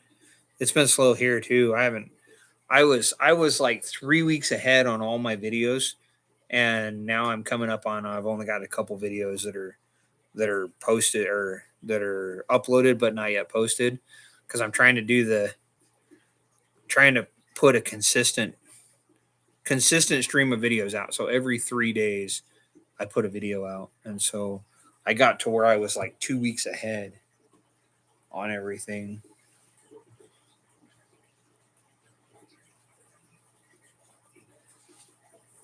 Yeah, definitely.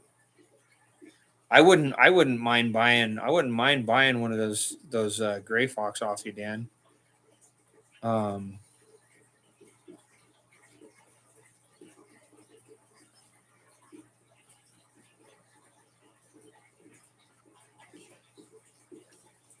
Are you up in Canada, Gavin?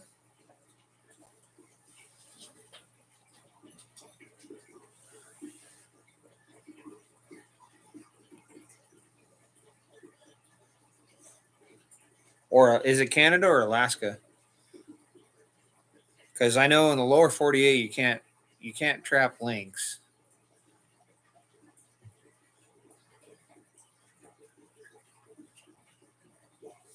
I would say, Dan, if you want to,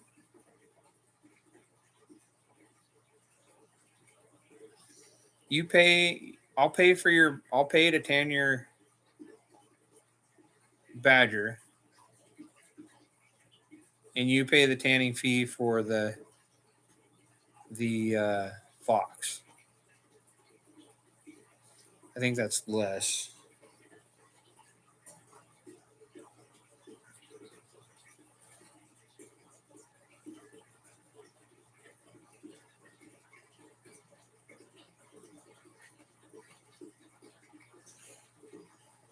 Let's see what the price is.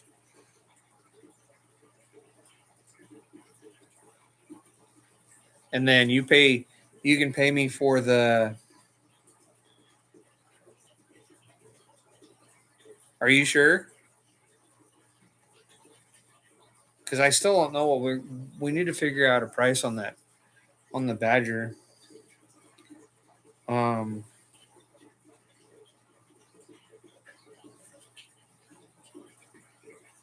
I